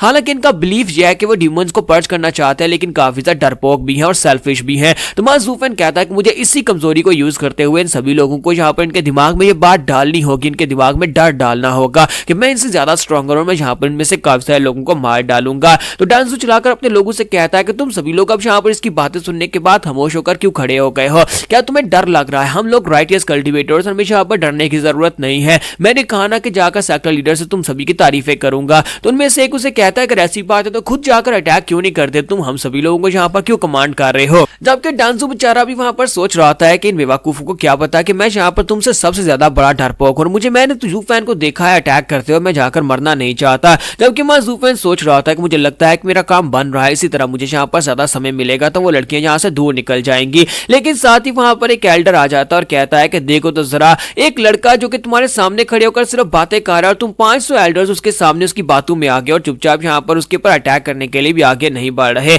और मुझे यहाँ पर बहुत ज्यादा शर्मिंदगी हो रही है कि इस जैसे एक लड़के को मारने के लिए हम 8 एल्डर्स को खुद यहाँ पर आना पड़ा। तो ज़ूफेन भी एल्डर्स को देखकर बहुत ज्यादा हैरान होता है, क्योंकि वहां पर 8 एल्डर्स होते हैं और वो सारे की सारी एथेरियल स्टेज से ऊपर वाली स्टेज यानी हार्मोनी स्टेज के अंदर होते हैं। और इस बात से वो सभी लोग जो होते हैं वहां पर काफी ज्यादा खुश हो रहे होते हैं और डांजू ने रिस्पेक्ट देता है और कहता है कि सीनियर एल्डर्स आपका बहुत बहुत शुक्रिया समय पर आने के लिए। तो उसका जो सबसे बड़ा सीनियर एल्डर होता है वो कहता है कि मुझे इस बात की वाकई में काफी ज्यादा शर्मिंदगी हो रही है कि 500 लोग यहाँ पर एक लड़के के सामने पैरालाइज होकर खड़े और उसको कुछ कर भी नहीं पा रहे, लेकिन जहां पर तो 4 लोग होने चाहिए तो बाकी के 3 लोग कहां पर हैं? तो वो डांजू से बताता है कि वो 3 लोग जो है यानी 3 लड़कियां जो वो यहाँ पर से भाग गई हैं। तो इसी के साथ ही मास्टरों से कहता है कि मुझे समझ नहीं आ रही कि हाय तुम लोग यहाँ पर इस तरह से कैसे मुंह बनाकर खड़े हो सकते हो, जबकि तुम लोग डीमन पर्जिंग सेक्टर से हो, यूनिवर्सल राइटियस सेक्टर से, और हमारा मकसद ही यहाँ पर डिमोनिक सेक्टर के लोगों को मारना है, यानी कि डीमंस को आगे बढ़ने से रोकना। और मुझे लगता है कि इस लड़के ने जिस तरह की बात करके तुम सभी को सिर्फ बातों में घुमा दिया, ये लड़का जो है इसको मारना तो बहुत ज्यादा जरूरी है, ये आगे जाकर हमारे राइटियसनेस के लिए सबसे बड़ा खतरा बन सकता है,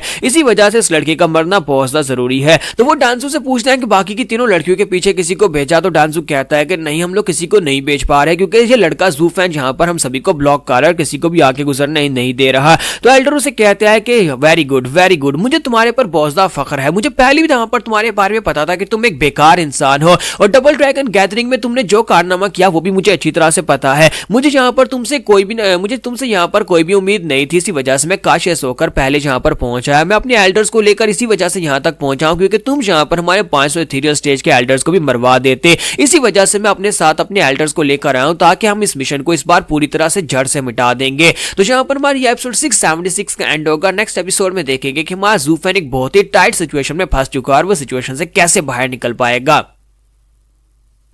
तो गाइस कैसे हैं आप सब लोग। द बुक ऑफ एस्पर के एपिसोड 677 के साथ हाजिर हूं। तो लास्ट एपिसोड के एंड पे हमने देखा था कि वहां जू फैन जो होता है वहां पर बहुत ही बुरी तरह से फंस जाता है, क्योंकि उसके सामने 8 एल्डर्स होते हैं और वो सभी एल्डर्स जो होते हैं सोल हार्मनी राम में होते हैं, यानी काफी ज्यादा पावरफुल होते हैं और जू फैन से तो ज्यादा ही पावरफुल है। तो इसी के साथ वो सभी एल्डर्स होते हैं वहां पर आपस में बहस करना शुरू कर देते हैं। पहले वो जहां पर बात शुरू करते हैं जू डैंजू से, लेकिन उसके बाद आपस में बहस करना शुरू कर देते हैं। उनमें से एक सोल हार्मनी राम का जो एक्सपर्ट था, जो कि सबसे पहले हमारे जू फैन के ऊपर उसने अटैक किया था, वो एल्डर जो वो दूसरे एल्डर से कहता है कि एल्डर भाई हम लोग पहले इस बारे में डिस्कस कर चुके हैं, हम लोग जहां पर इस बारे में बात कर चुके हैं कि हम सभी लोग मिलकर जहां पर इनको पकड़ेंगे और चाहे वो जहां पर लड़कियां हो या फिर जो लड़का जू फैन हो, हम किसी को भी जहां पर से भागने नहीं देंगे। लेकिन इसके बावजूद तुम सातों लोग जो यहां पर लेट पहुंचे और हम लोग जहां पर अकेले इनको रोकने की कोशिश कर रहे थे। तो एल्डर भाई उसे कहता है कि तुम जहां पर मेरे ऊपर इस बात का ब्लेम कैसे डाल सकते हो, जबकि वो रेडियंट स्टेज की छोटी मोटी चूंटी जैसी लड़कियां तुम्हारे हाथ से बचकर निकल गई और तुम खुद जहां पर अपने आप को सोल हार्मनी राम का एक एक्सपर्ट कहते हो। उसे कहता है कि एल्डर जिन चुई, हम सभी लोगों में ये फैसला हुआ था कि हम सभी लोग जहां पर तुम्हारा साथ देंगे, लेकिन ये बात नहीं हुई थी कि हम लोग जहां पर मिलकर एक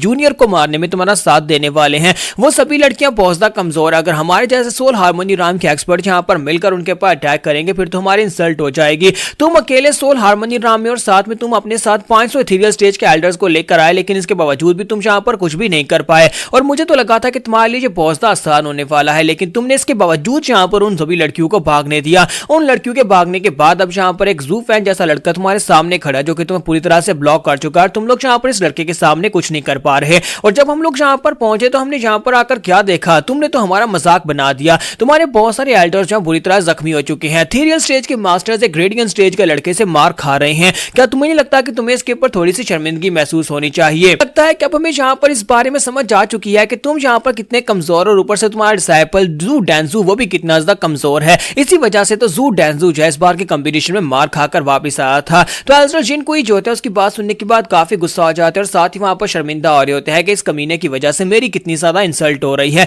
ये सब कुछ जू डैंजू की वजह से हो रहा है। तो साथ ही एक दूसरा एल्डर जो होता है उनसे कहता है कि एल्डर जिन कोई प्लीज शांत हो जाए, हमें जहां पर अपने गुस्से को शांत करना होगा, हम सभी लोग जहां पर उन लड़कियों को पकड़ सकते हैं। वो लड़कियां कितनी ही दूर चली गई होंगी, रेडियंट स्टेज के एक्सपर्ट्स हमसे ज्यादा तेज तो नहीं हो सकती। पहले हम लोग जहां पर इस लड़के जू डैंजू से कहते हैं कि वो जहां पर इस जू फैन को अपने एल्डर्स की मदद से संभाले और हम सभी लोग आगे जाते हैं। हम सभी एल्डर्स मिलकर जाकर उन लड़कियों को पकड़ लेते हैं, क्योंकि उन लड़कियों को पकड़ने का हमें ज्यादा फायदा होने वाला है। और वैसे भी जू फैन जो है वो अकेला जहां पर इतने सारे एल्डर्स का मुकाबला तो नहीं कर पाएगा। तो सभी लोग वहां पर आपस में डिस्कस करते हैं। फिर सारे जू डैंजू से कहता है कि जू डैंजू हम लोग जहां पर इस लड़के को तुम्हारे ऊपर छोड़ते हैं, ये सारे एल्डर्स तुम्हारा साथ देंगे और तुम सभी लोग मिलकर जू फैन को जहां पर पकड़ो से मार डालो। साथ ही एल्डर्स होते हैं बाकी के सभी डिसाइपल्स और एल्डर्स से कहता है कि तुम सभी लोग जहां पर जू फैन की बातों के ऊपर ध्यान मत दो, वो बस जहां पर तुम्हें आपस में लड़वाने की कोशिश कर रहा है। हम लोग जहां पर जाकर उन लड़कियों को पकड़ कर लाते हैं, जबकि तुम लोग जहां पर इसको पकड़ो, कोई भी यहां पर तुम्हें से जिंदा नहीं बचेगा अगर तुम लोग जू फैन को नहीं पकड़ पाए या जू फैन को नहीं मार पाए। यानी कि तुम सभी के पास एक मिशन है, जू फैन को मारो या फिर खुद मारे जाओ।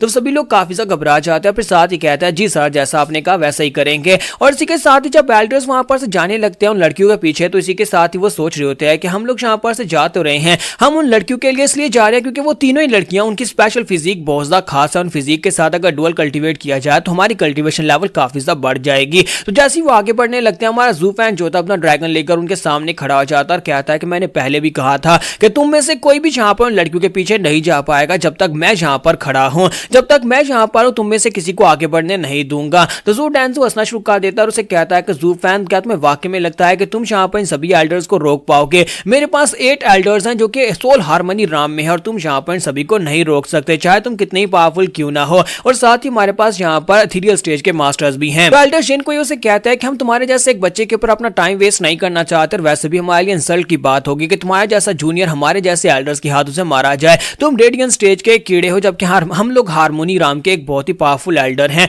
इसी वजह से हम लोग तुम्हारे पर अपना टाइम वेस्ट नहीं करना चाहते। तुम्हारा जू फैन उसे कहता है कि अच्छा तो तुम्हें ऐसा लगता है, अगर ऐसी बात है तो फिर चुपचाप साइड के ऊपर बैठकर देखो जब तक मैं यहाँ पर इन 500 एल्डर्स को मार ना डालूं, क्योंकि तुम सभी लोगों की बारी तो फिर बाद में आएगी ना, मैं तुम्हें यहाँ पर से गुजरने तो नहीं देने वाला। तो सभी एल्डर्स उसकी बात सुनने के बाद खामोश हो जाते हैं, क्योंकि हमारा जू फैन वहां पर अपने किलिंग इंटेंट को रिलीज करता है। तो एक एल्डर कहता है कि अब जबकि ये लड़का हमारे हाथ से मरना ही चाहता तो फिर ठीक है, यहाँ पर इस लड़के को मार डालते हैं, क्योंकि हम लोग यहाँ पर अब इस लड़के को ऐसे तो नहीं छोड़ सकते, क्योंकि ये खुद मरना चाहता है। तो एल्डर जिन को जो होते हैं वहां पर अपनी पावर्स को रिलीज करते हैं और साथ ही वहां पर अपनी स्पेशल जो उनकी सोल होती है उसको बुलाते हैं। तो उनके पास जो सोल होती है वो टूल टाइप की होती है, टूल टाइप की सोल, जिससे उनके हाथ जो होते हैं बड़े बड़े हो जाते हैं, यानी उनके पास एक बहुत ही खास किस्म की होती है सोल, जिसे हीवन स्मैशिंग हैमर कहते हैं। उनके हाथ वहां पर हैमर में चेंज हो जाते हैं और वो उसे कहते हैं कि ये टूल टाइप की एक बहुत ही पावरफुल सोल है। मेरी सोल इथेरियल स्टेज में पहुंचने के बाद, सोल हार्मनी लेवल पर पहुंचने के बाद और भी ज्यादा पावरफुल हो गई थी। अब मेरी बॉडी बिल्कुल डायमंड की तरह है, चाहे तुम जहां पर कितनी पावरफुल अटैक क्यों ना कर लो, तुम जहां पर मेरी डायमंड जैसी इस बॉडी को काट नहीं पाओगे। और ऊपर से मेरे इन हैमर्स को तोड़ना तुम्हारे लिए पॉसिबल नहीं है। और इसी के साथ एल्डर जब वहां पर अपनी पावरफुल एनर्जी को रिलीज करते हैं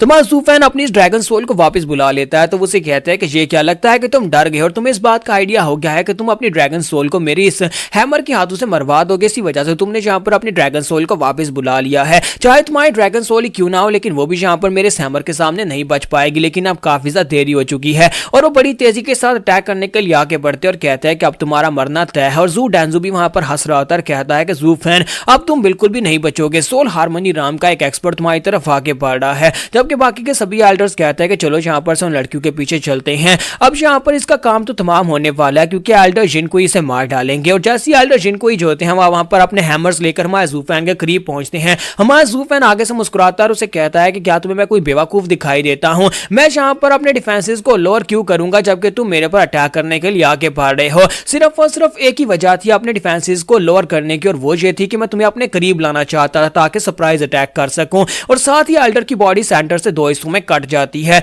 और हमारा ज़ूफेन जो होता है उसके ऊपर एक स्ट्राइक लगाकर आगे गुजर जाता है। तुम्हारा ज़ूफेन कहता है कि मैं जहां पर तुम्हें अपने करीब लाना चाहता था ताकि मैं यहां पर बिल्कुल सेंटर से तुम्हारी बॉडी को काट सकूं। तो बाकी के सभी लोग भी इस बात से पहुंचता हैरान होते हैं और कहते हैं ऐसा कैसे हो गया? इस लड़के के पास ऐसा कौन सा वेपन है जिसके साथ इसने यहाँ पर सोल हार्मनी राम के एक एक्सपर्ट की बॉडी को सेंटर से दो हिस्सों में काट दिया है? बाकी के साथ तो ये एल्डर्स जो होते हैं वो काफी ज्यादा हैरान हो रहे होते हैं। तुम्हारा ज़ूफेन कहता है कि मैंने तुम लोगों से पहले भी कहा था कि पहले मुझे यहाँ पर पार करना होगा और उसी के बाद तुम लोग आगे जा पाओगे। और साथ ही ज़ूफेन अपने पास से अपना सेक्रेट वेपन वो स्वॉर्ड बाहर निकालता है। उस स्वॉर्ड को निकालकर उनसे कहता है कि अब बताओ कि तुम में से और कितने बचे हैं, यानी कि एक को मैंने मार दिया, अब सिर्फ 7 बचे हैं। तो यहाँ पर हमारी एपिसोड 677 का एंड हो जाता है। तो एपिसोड की एक्सप्लेनेशन अच्छी लगी हो तो कमेंट करके जरूर बताइएगा और वीडियो को लाइक करना मत भूलिएगा। Thank you.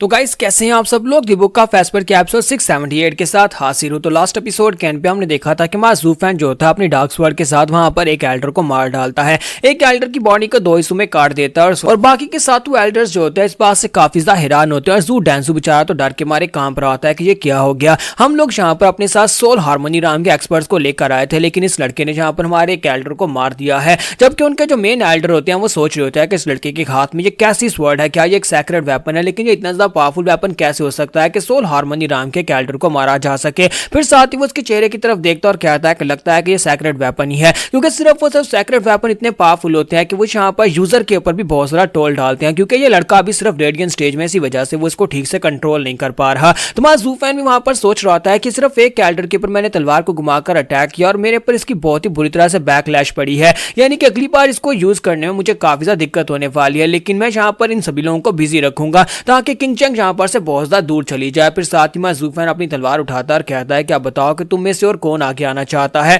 तो इसी के साथ एक एल्डर चलाकर कहता है कि सभी एल्डर्स जल्दी से अपनी तलवारें अपने वेपन्स निकाल लो। और सभी लोग वहां पर अपनी अपनी तलवारें और वेपन्स निकाल लेते हैं। तो वो उनसे कहता है कि अगर यहाँ पर इसके पास एक स्पिरिचुअल सैक्रेड वेपन है तो हम सभी लोग भी अपने स्पिरिचुअल वेपन्स के साथ ही अटैक करेंगे। और वहां पर जितने एल्डर्स और डिसाइपल्स होते हैं सभी लोग वहां पर अपने अपने वेपन्स, अपनी सोल वेपन्स बना लेते हैं। उन सभी के पास उनकी तलवारें, उनके हैमर्स और उनके हथौड़े होते हैं। वो सभी को सामने की तरफ थ्रो करते हैं हमारे ज़ूफेन की तरफ। तो हमारे ज़ूफेन जो होता है वहां पर सामने खड़ा होता है, लेकिन वहीं पर सामने से गायब हो जाता है, क्योंकि हमारा ज़ूफेन यहाँ पर आई ऑफ द वॉइड की टेक्निक को यूज करते हुए गायब होकर मेन एल्डर के पीछे पहुंच जाता है और अपनी तलवार को उठाकर उसके ऊपर एक पावरफुल स्ट्राइक लगाता है। लेकिन एल्डर जो होते हैं वहां पर उसकी स्ट्राइक को अवॉइड करते हैं और साथ ही वहां पर से पीछे की तरफ घूमकर अपनी तलवार के साथ उसके ऊपर अटैक करते हैं और उस हमारे ज़ूफेन के अटैक को वहां पर ब्लॉक कर लेते हैं। तो हमारा ज़ूफेन जब उनके अटैक के साथ हिट होता है तो उसके मुंह से ब्लीडिंग होना शुरू हो जाती है। तो हमारा ज़ूफेन कहता है कि मुझे लगा ही था कि मेरी बॉडी यहाँ पर डायरेक्टली इन हार्मोनी राम के मास्टर्स के अटैक को बिल्कुल भी बर्दाश्त नहीं कर पाएगी, क्योंकि मेरी बॉडी इस वक्त काफी ज्यादा वीक है। तो इसी के साथ ही ज़ूफेन जो था वहां पर से पीछे की तरफ फटता है, लेकिन वो एल्डर जो होते हैं उसकी तलवार टूट जाती है। तो एल्डर की तलवार टुकड़े टुकड़े हो जाती है और इस बात से दूसरे एल्डर जो होते हैं वो कहते हैं कि ऐसा कैसे हो सकता है कि इस लड़के का वेपन इतना ज्यादा पावरफुल कैसे हो सकता है कि इसने हमारे एल्डर की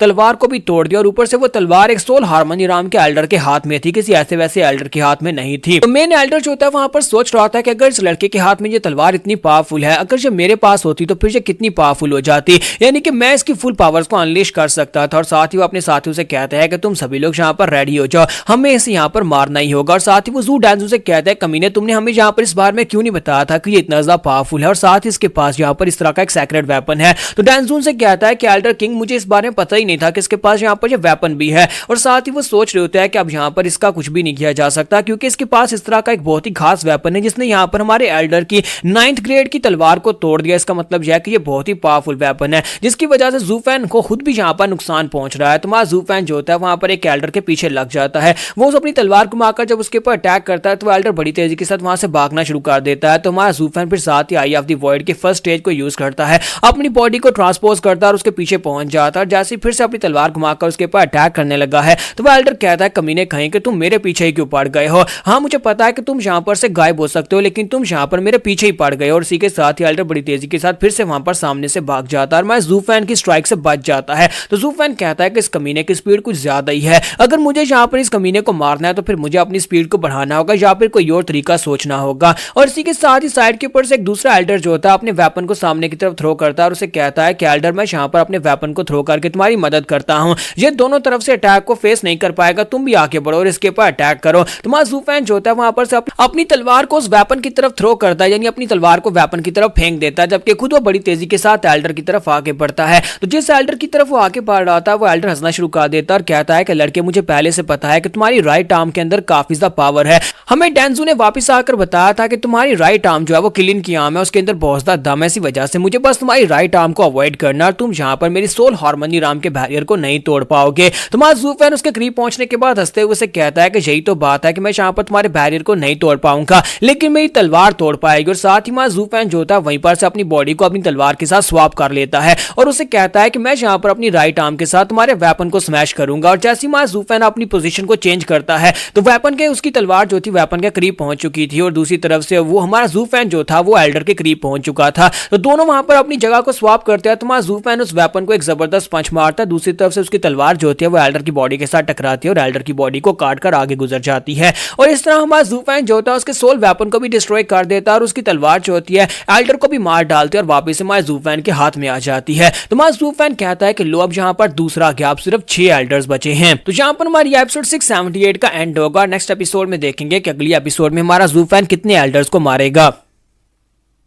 कैसे हैं आप सब लोग, बुक ऑफ एस्पर के एपिसोड 679 के साथ हाजिर हो। तो लास्ट एपिसोड के एंड पे हमने देखा था कि मां ज़ूफेन जो होता है सेकंड एल्डर को भी मार डालता है और सेकंड एल्डर के मरने के बाद अब यहाँ पर थर्ड एल्डर की बारी है, लेकिन वो सभी लोग काफी ज्यादा घबरा रहे होते हैं और कहते हैं कि ये कैसे हो गया, हमारा दूसरा एल्डर भी यहाँ पर मर चुका है। स्पेशली डांजू जो होता है वो तो बेचारा वहां पर बहुत ज्यादा डर के मारे कांप रहा होता है और कहता है कि इसने ये कैसे कर दिया। तो मेन एल्डर जो होते हैं बाकी सभी से कहते हैं कि सभी लोगों को घबराने की जरूरत नहीं है, तुम सभी लोग मिलकर अटैक करो। तो एल्डर उन सभी लोगों को कहता है कि ये लड़का यहाँ पर हमारी कमजोरी का फायदा उठा रहा है, क्योंकि हम सभी लोग यहाँ पर एरोगेंट होकर उसके ऊपर अटैक नहीं कर रहे थे, क्योंकि वो एक जूनियर ऐसी वजह से उसने एक एक करके हमें निशाना बना और उसके पास एक स्पेशल वेपन है, अपनी तलवार की मदद से और अपने स्किल्स की मदद से वो यहाँ पर हम सभी को मार रहा है। लेकिन हम सभी लोग यहाँ पर मिलकर जब उसके ऊपर अटैक करेंगे तब वो कुछ भी नहीं कर पाएगा। और मुझे लगता है कि उस लड़के ने अपने स्किल्स के साथ इस बात को साबित किया है कि हमारे जैसे सोल हार्मनी राम के सभी एल्डर्स को मिलकर उसके ऊपर अटैक करके उसको खत्म कर देना चाहिए। इसी वजह से हम सभी लोग मिलकर आगे बढ़ेंगे। और साथ ही वो जाओ डांजू से कहता है कि तुम अपने साथ 100 थीरियल स्टेज के एक्सपर्ट्स को लो, जहां पर उन लड़कियों के पीछे जाओ, उन लड़कियों को ढूंढ कर लेकर आओ, जबकि हम लोग यहाँ पर इससे फाइट करके से यहाँ पर रोकते हैं। तो डांजू कहता है जी मास्टर मैं भी जाता हूँ। और इसी के साथ ही वो अपने साथ पूरे 100 एल्डर्स को लेता है और उन सभी को लेकर जैसे ही वहां पर से निकलने लगता है, इसी के साथ ही ज़ूफेन फिर से अपनी ड्रैगन सोल को रिलीज करता है और उनके सामने खड़ा कर देता है और कहता है कि शायद तुम बहरे हो, मैंने कहा था कोई यहाँ पर से गुजर कर आगे नहीं जा पाएगा। लेकिन जैसे वहां पर ड्रैगन सोल निकलती है, एक एल्डर ड्रैगन सोल के ऊपर अटैक करता है, जिसकी वजह से ज़ूफेन के मुंह से और भी ब्लीडिंग होना शुरू हो जाती है, क्योंकि ड्रैगन सोल वहां पर जख्मी होती है। तो एल्डर उसे कहता है कि मैं तो कब से यहाँ पर इस मौके का इंतजार कर रहा था कि तुम अपनी ड्रैगन सोल को वापस बुलाओ, क्योंकि ड्रैगन सोल तुम्हारी सबसे बड़ी कमजोरी है। तुमने पहले अपनी ड्रैगन सोल को वापस रख लिया था और अपनी तलवार के साथ तुम्हारे 2 एल्डर्स को मार दिया, लेकिन अब जबकि तुम्हारी ड्रैगन सोल बाहर है तो हम लोग इसके ऊपर अटैक करके इसे पूरी तरह से डिस्ट्रॉय कर देंगे। इसे डिस्ट्रॉय करने के साथ ही तुम्हारी सोल डिस्ट्रॉय हो जाएगी, यानी कि तुम भी यहाँ पर मर जाओगे। और हमारे जैसे इथेरियल स्टेज, तुम्हारे जैसे सोल हार्मनी राम के एक्सपर्ट के सामने तुम्हारी क्या औकात है, अब यहाँ पर तुम मरने वाले हो। जबकि जबकि इसी के साथ ही एल्डर उसे कहता है कि बटलर जू फैन, हम यहाँ पर इस बात को मानते हैं कि तुम वाकई में काफी ज्यादा पावरफुल हो, लेकिन तुम्हारी ड्रैगन सोल जो है यहाँ पर हमारे पंचेस को ब्लॉक नहीं कर पाएगी।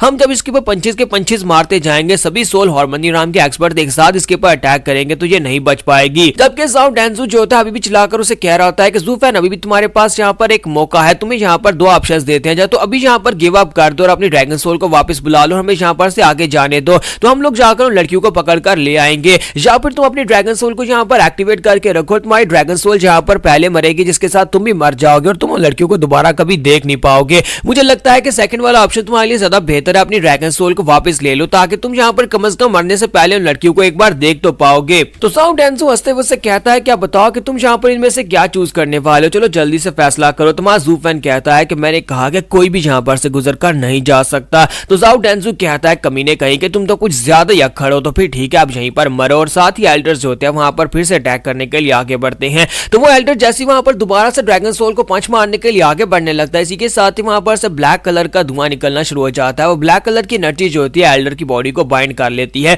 तो एल्डर चिल्लाकर कहता है ये मेरे साथ क्या हो रहा है, जब किसी के साथ ही जाओ डेंजू जिसने ये सब कुछ देखा था वो कहता है कि ये तो इसकी ड्रैगन सोल का वेरिएंट है, ये तो डार्क डीमन ड्रैगन है। डार्क डीमन ड्रैगन जो है वो अपनी डार्क एनर्जी के साथ इसे बाइंड कर सकता है। तो वहां पर माय जूफैन ने अपने ड्रैगन की शेप को चेंज कर देता है, यानी कि उसके कलर वहां पर चेंज होता है। तो माय जूफैन कहता है कि हाँ ये हीवन डिवावरिंग डिमोनिक ब्लैक किंग है, अब यहाँ पर तुम इसके सामने बिल्कुल भी नहीं टिक पाओगे। तुमने इसे थोड़ी देर पहले जो पंच मारा था इसने तुम्हारे पंच की एनर्जी को भी सोख लिया, यानी कि जो भी यहाँ पर इसके ऊपर अटैक करता है ये उसी की एनर्जी को सोख लेता है। और अब जबकि यहाँ पर इसने अपनी ब्लैक एनर्जी के साथ में बाइंड कर लिया, तो इसका मतलब है कि तुम यहाँ से निकल कर नहीं जा पाओगे। और साथ ही वो अपनी यहाँ पर अपनी आई ऑफ द वॉइड की टेक्निक को यूज करते हुए अपने आप को टेलीपोर्ट करता है और उसके सामने चला जाता है, अपनी तलवार निकालता और कहता है कि अब जबकि तुम यहाँ पर बाइंड हो तो फिर तुम्हारे मरने का वक्त आ चुका है। और साथ ही मां जूफैन जो होता है उसे कहता है कि अब यहाँ पर मर जाओ। क्या तुम्हें वाकई में लगा था कि मैं इतना बड़ा बेवकूफ हूं कि मैं यहाँ पर अपनी ड्रैगन सोल को तुम्हारे सामने रिप्रेजेंट कर दूंगा कि तुम लोग बस यहाँ पर इसे पंचेस मार मार कर मार दो। तो जूफैन अपनी तलवार उसकी बॉडी के आर पार कर देता और इसी के साथ उस एल्डर को भी मार डालता और कहता है कि लो तुम्हारा तीसरा एल्डर भी गया।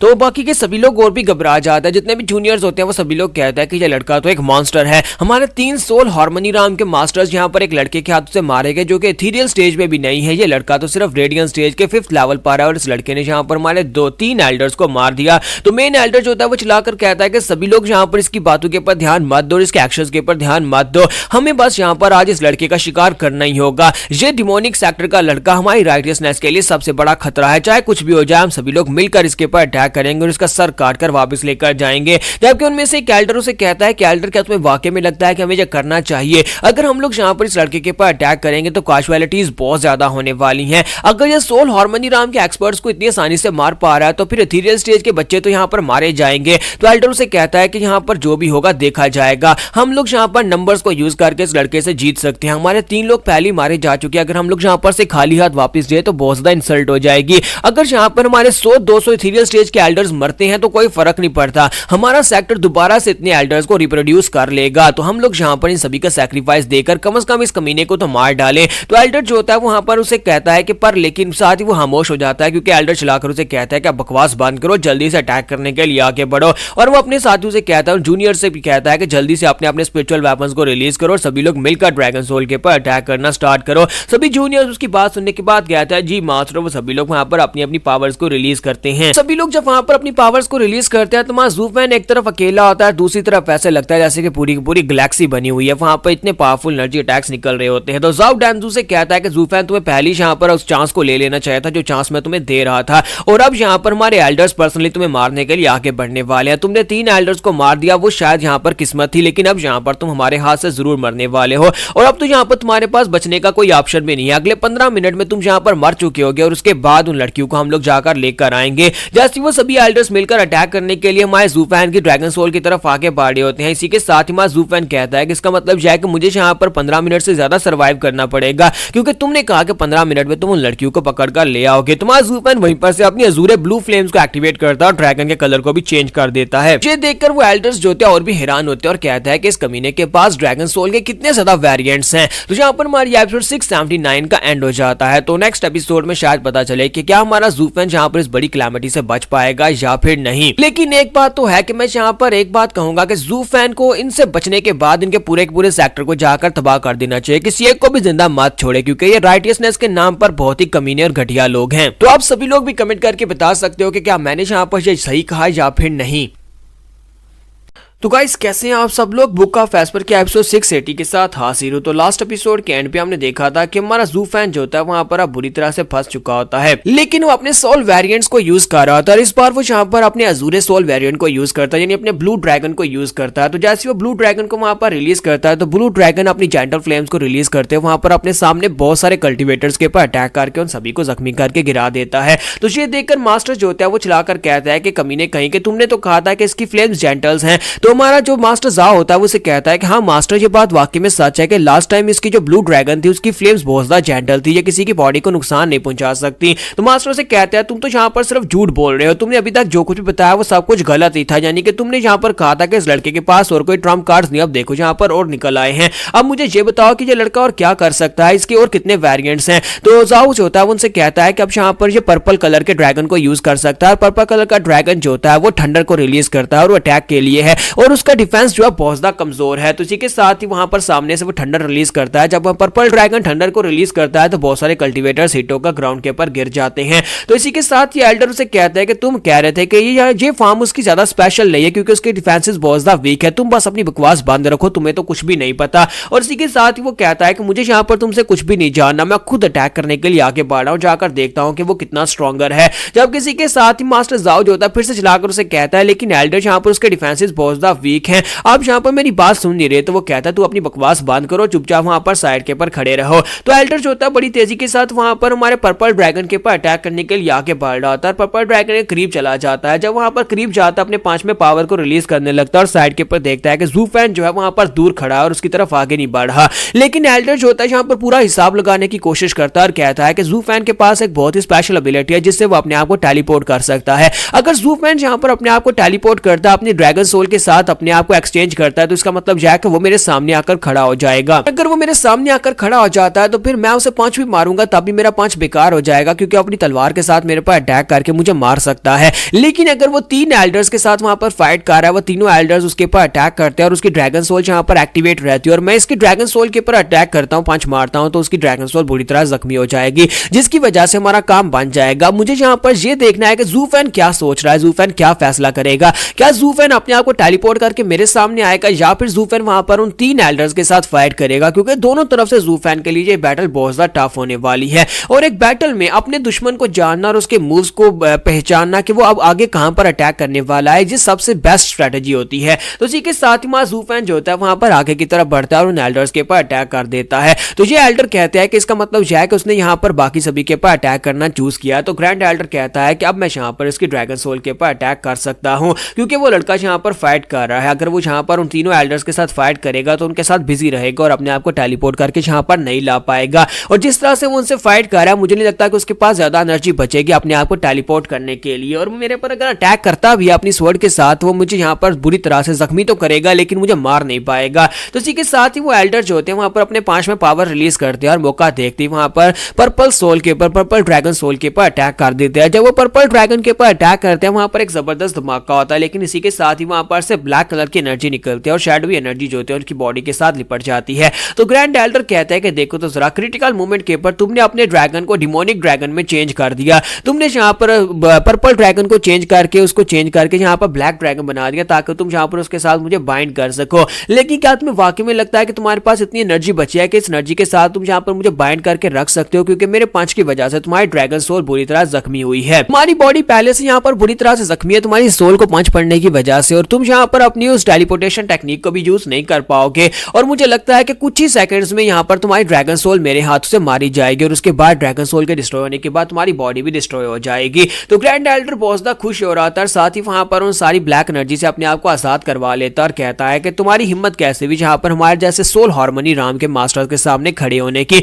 तुम्हें क्या लगा था कि तुम यहाँ पर हम सभी को यहाँ पर गाजर मूली की तरह काट दोगे, हम लोग कुछ कर भी नहीं पाएंगे। तुमने हमारे कितने एल्डर्स के स्पिरिचुअल वेपन्स को तोड़ दिया, लेकिन स्पिरिचुअल वेपन्स को तोड़ने की वजह से तुम खुद भी यहाँ पर जख्मी हुए हो। तो इसी के साथ ही तीनों एल्डर्स जो होते हैं उसे कहता है कि एल्डर किंगटियान जी आपको क्या हो गया, आप वहां पर आपस में अकेले बातें क्यों कर रहे हैं और किससे बातें कर रहे हैं, हमारे स्पिरिचुअल वेपन्स तो बिल्कुल ठीक है और हमने तो ज़ूफैन के ऊपर अटैक ही नहीं किया। तो ये देखने के बाद एल्डर किंगटियान बहुत ज्यादा हैरान होता है क्योंकि असल में वो यहाँ पर एक लूप के अंदर फंसा हुआ था जहां पर मां ज़ूफैन उसे यहाँ पर इल्यूशंस दिखा रहा था। ज़ूफैन अपनी आई ऑफ द वॉइड की स्पेशल टेक्निक के साथ यहाँ पर उसकी सोल के अंदर घुस गया था और उसे यहाँ पर वो दिखा रहा था जो वो देखना चाह रहा था और साथ ही उसकी बॉडी के ऊपर वहां पर स्लैश लगती है। मां ज़ूफैन एल्डर किंगटियान की बॉडी के ऊपर अपनी तलवार से कट लगाता है। तो एल्डर कहता है ये हुआ क्या, ऐसा कैसे हो गया। तो मां ज़ूफैन कहता है क्या तुम्हें पता है कि एक बहुत ज्यादा काशियस इंसान हमेशा यहाँ पर काशियसनेस के साथ ही आगे बढ़ता है। जैसे कि तुमने यहाँ पर सारा प्लान बनाने की कोशिश की, तुम्हें लगा कि तुम यहाँ पर खुद प्लान बना रहे हो और तुम यहाँ पर वही देखना चाहते थे जो तुम यहाँ पर सोच रहे थे और मैंने तुम्हें वही दिखा दिया जो तुम सोच रहे थे और उसके बाद तुम्हें लगा कि ये वाकई में वैसा ही हो रहा है। लेकिन तुमने यहाँ पर अपना गार्ड डाउन कर दिया, तुम यहाँ पर मेरे इल्यूजन के अंदर फंस चुके थे। तुम्हें लगा कि तुमने इस फाइट को जीत लिया है लेकिन असल में तुम यहाँ पर इस फाइट को जीत नहीं रहे थे बल्कि तुम इस फाइट को हार चुके हो। और इसी के साथ ही एल्डर कहता है कि ये क्या हो गया, ऐसा कैसे हो सकता है कि मेरे जैसा एक सोल हार्मोनी नाम का मास्टर इस लड़के की इस चाल के अंदर कैसे फंस गया। और साथ ही मास्टर की बॉडी कट कर वहीं पर ग्राउंड के ऊपर गिर जाती है और बाकी के सभी एल्डर्स जो होते हैं वो कहते हैं कि ऐसा कैसे हो गया, इसने तो एल्डर किंगटियान को भी मार दिया जो हम सभी में से ज्यादा स्ट्रॉन्गर था। तो इसी के साथ उनमें से एक एल्डर चिल्लाकर कहता है कि सभी लोग यहाँ पर खड़े खड़े क्या देख रहे हो, आप चाहे कुछ भी करना पड़े इस लड़के को तो मरना ही होगा क्योंकि हमारे पास और कोई ऑप्शन नहीं है। हम लोग यहाँ पर इतने एल्डर्स को खो चुके हैं कि अब इस लड़के का मरना चाहे हमें अपनी जान क्यों ना देनी पड़े लाजम हो गया है। और सभी लोग जो होते हैं वहां पर उसके ऊपर अटैक करने के लिए आगे बढ़ते हैं। एल्डर कहता है कि प्लान्स बनाने की जरूरत नहीं है, बस अंधाधुंध इसके ऊपर अटैक करते जाओ। और मां ज़ूफैन भी अपनी तलवार अपने हाथ में पकड़ता है और कहता है कि मुझे लगता है कि अब यहाँ पर फाइट करनी ही पड़ेगी, अब यहाँ पर जा तो मरूंगा या फिर मारूंगा। और इसी के साथ ज़ूफैन भी अपनी तलवार को घुमाकर अटैक करना शुरू कर देता है।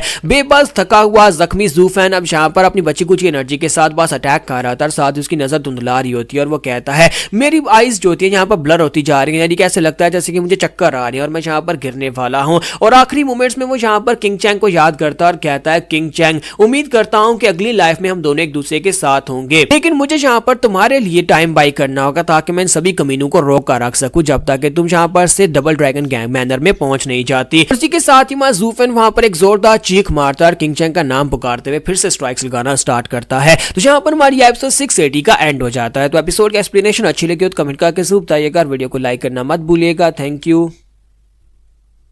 तो गाइस कैसे हैं आप सब लोग। दी बुक ऑफ एस्पर के एपिसोड 681 के साथ हाजिर हो। जैसा कि लास्ट एपिसोड के एंड पे हमने देखा था कि एक डेडली बैटल हो रही होती है जहां पर ज़ूफैन के पास नो वे आउट होता है और उसके सामने बहुत सारे कल्टीवेटर होते हैं। वो अकेला बेचारा वहां पर हमारी किंग चैंग को याद करते हुए फाइट करना स्टार्ट करता है। और इस एपिसोड की शुरुआत में दिखाते हैं सब कुछ ऐसे लगता है जैसे खत्म हो चुका है। जंगल के अंदर से बहुत सारे कौवे उड़ते हैं जो कि वहां पर डेड बॉडीज के ऊपर से मीट खा रहे होते हैं। तो यहीं पर दिखाते हैं डेंजू ग्राउंड के ऊपर गिरा पड़ा होता है और डेंजू जो होता है जब उठता है उठने के बाद अपने आसपास देखता है और कहता है कि ये गंदी स्मेल कहां से आ रही है, क्योंकि वहां पर डेड बॉडीज पड़ी होती है। वो अपने आसपास देखता है तो उसके एथीरियल स्टेज के एक्सपर्ट्स जो होते हैं ग्राउंड के ऊपर गिरे पड़े होते हैं। वो उन सभी को देखकर बहुत सा घबरा जाता है और कहता है कि ये सब कुछ क्या हो गया, मेरे इतने ज्यादा एथीरियल स्टेज के मास्टर्स जो मैं अपने साथ लेकर आया था ज़ूफैन को मारने के लिए, सभी लोग यहाँ पर मर कैसे गए, इतना ज्यादा डैमेज ज़ूफैन ने हमें कैसे पहुंचा दिया, हमारा इतना ज्यादा नुकसान कैसे हो गया, मैं वापस जाकर सेक्टर लीडर को क्या जवाब दूंगा कि मैं अपने साथ 500 एथीरियल स्टेज के मास्टर्स को लेकर आया था। फिर साथ ही वो कहता है कि ज़ूफैन कहां पर है, उसकी डेड बॉडी कहां पर है, क्या ज़ूफैन मर गया। वो अपने आसपास देखता है लेकिन उसे कोई दिखाई नहीं देता। फिर साथ ही साइड के ऊपर से धमाके की आवाज आती है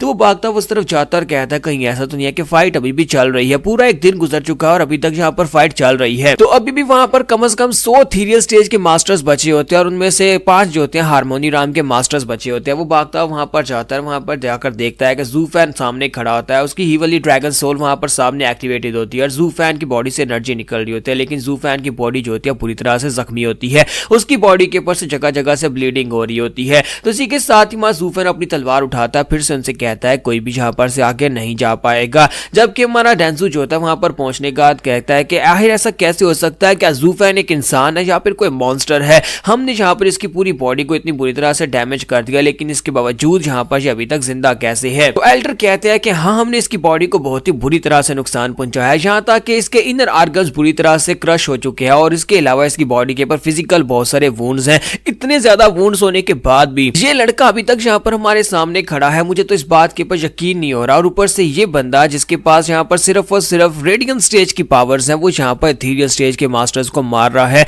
इस कमीने ने अकेले यहाँ पर हमारे 400 रेडियंट स्टेज के एक्सपर्ट्स को मार दिया और साथ ही हमारे हार्मोनी राम के मास्टर्स को मार दिया और अभी भी यहाँ पर हमारे सामने खड़ा है। मुझे समझ नहीं आ रही कि हमारे सामने खड़ा कैसे है। तो एक एल्डर अब जहाँ पर जो मेन एल्डर का काम कर रहे होते हैं वो कहता है कि मुझे यहाँ पर बिल्कुल भी इस बात के ऊपर यकीन नहीं हो रहा कि ये लड़का कब यहाँ पर मरेगा। लगता है कि इसकी सोल को डिस्ट्रॉय करने के बाद ये लड़का यहाँ पर मरेगा, क्योंकि अभी तक इसकी सोल भी यहाँ पर एक्टिवेटेड है। आखिर इसको कितना डैमेज पहुंचाना पड़ेगा। दूसरा एल्डर उसे कहता है लेकिन इससे हमें और भी नुकसान पहुंचेगा। अगर ये लड़का अभी तक जिंदा है तो फिर हमारे और एल्डर्स को अपने साथ ले जाएगा। तो वो उसे कहता है कि मुझे लगता है कि हमें यहाँ पर कुछ और करना होगा, वरना यहाँ पर हमारे और एल्डर्स मारे जाएंगे और हमारा नुकसान बढ़ता जाएगा। तो इसी के साथ ही वो एल्डर उसे कहता है कि मुझे लगता है कि ये लड़का अपनी आखिरी सांस के साथ वहां पर खड़ा है। मुझे लगता है कि ये ज़ॉम्बीज की तरह ही बहुत ज्यादा टफ है, जिसे मारा नहीं जा सकता। जितनी बार मारोगे उतनी बार फिर से उठकर खड़ा हो जाएगा। अगर हम इसको मारना चाहते हैं तो फिर हमें बहुत ही बड़ी कीमत चुकानी पड़ेगी, जो कि हम लोग पहले ही चुका चुके हैं। क्योंकि किसी एक रेडियंट स्टेज के एक्सपर्ट को मारने के लिए कोई भी यहाँ पर अपने 400 इथेरियल स्टेज के मास्टर्स की बलि नहीं देता।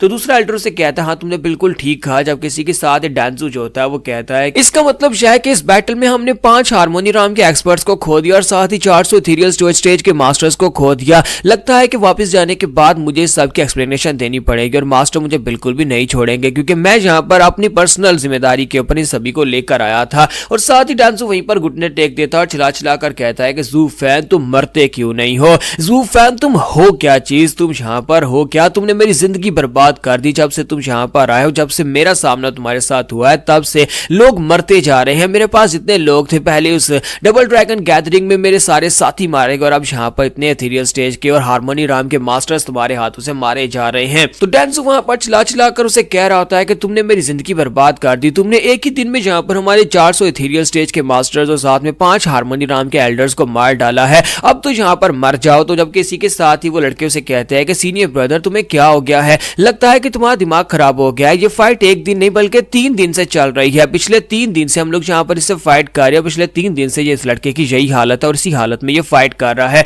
तो डांसू भी इस बात से काफी ज्यादा हैरान होता है, जबकि मासूम फैन वहां पर हल्का सा मुस्कुराता और कहता है क्या 3 दिन हो गए। इसका मतलब यह है कि चू किंग चैंग और बाकी की सभी लोग यहाँ से काफी दूर चले गए होंगे और अब तुम लोग उनके पीछे नहीं जा पाओगे। और जितना हमारा जू फैन जो होता है जैसे वो इतना कहता है, इसी के साथ ही कहता है कि मेरा काम पूरा हो गया और जू फैन वहीं पर ग्राउंड के ऊपर गिर जाता है। जब हमारा जू फैन ग्राउंड के ऊपर गिरता है तो इसी के साथ उसकी ड्रैगन सोल भी वहां पर से डिस्ट्रॉय हो जाती है और ड्रैगन सोल के डिस्ट्रॉय होने के साथ ही हमारा जू फैन ग्राउंड के ऊपर गिरकर वहीं पर मर जाता है। तो इसी के साथ ही एल्डर आगे बढ़ते हैं इसको कंफर्म करने के लिए। वो जाकर चेक करते हैं और कहता है कि यह लड़का तो पहले ही मर चुका था, अपनी एक आखिरी सांस के साथ हमारे सामने जहां पर खड़ा था ताकि हमें रोक कर रख सके, ताकि हम उन लड़कियों के पीछे ना जा सके। डेंजू कहता है कि इस बात का क्या मतलब है कि यह मर चुका है, अभी थोड़ी देर पहले तो ये बात कर रहा था। तो एल्डर उसे कहता है कि हाँ जो मर चुका था, इसकी बॉडी पहले ही मर चुकी थी। मुझे लगता है कि सिर्फ और सिर्फ एक आखिरी सांस ने इसको जिंदा रखे हुए था। उन लड़कियों को बचाने के लिए इसने अपनी आखिरी सांस की अपनी विल पावर की मदद से अपनी बॉडी को यहाँ पर एक्टिव रखा हुआ था, इसकी सोल पावर की मदद से। वरना इसकी बॉडी के ऊपर जितने वुंड्स हैं उन वुंड्स के बाद इसकी बॉडी का सर्वाइव कर पाना बिल्कुल ही पॉसिबल नहीं था। ये एक मिरेकल है कि इसने अपने आप को अभी तक यहाँ पर जिंदा रखा, लेकिन अब जब इसे पता है कि वो लड़कियां दूर चली गई हैं तो इसकी बॉडी ने गिव अप कर दिया है। तो हमारा जू फैन तो यहाँ पर मर चुका है और ये सीरीज अब यहाँ पर कंटिन्यू नहीं हो सकती। तो आप सभी लोगों का बहुत बहुत शुक्रिया इस सीरीज को अभी तक देखने के लिए।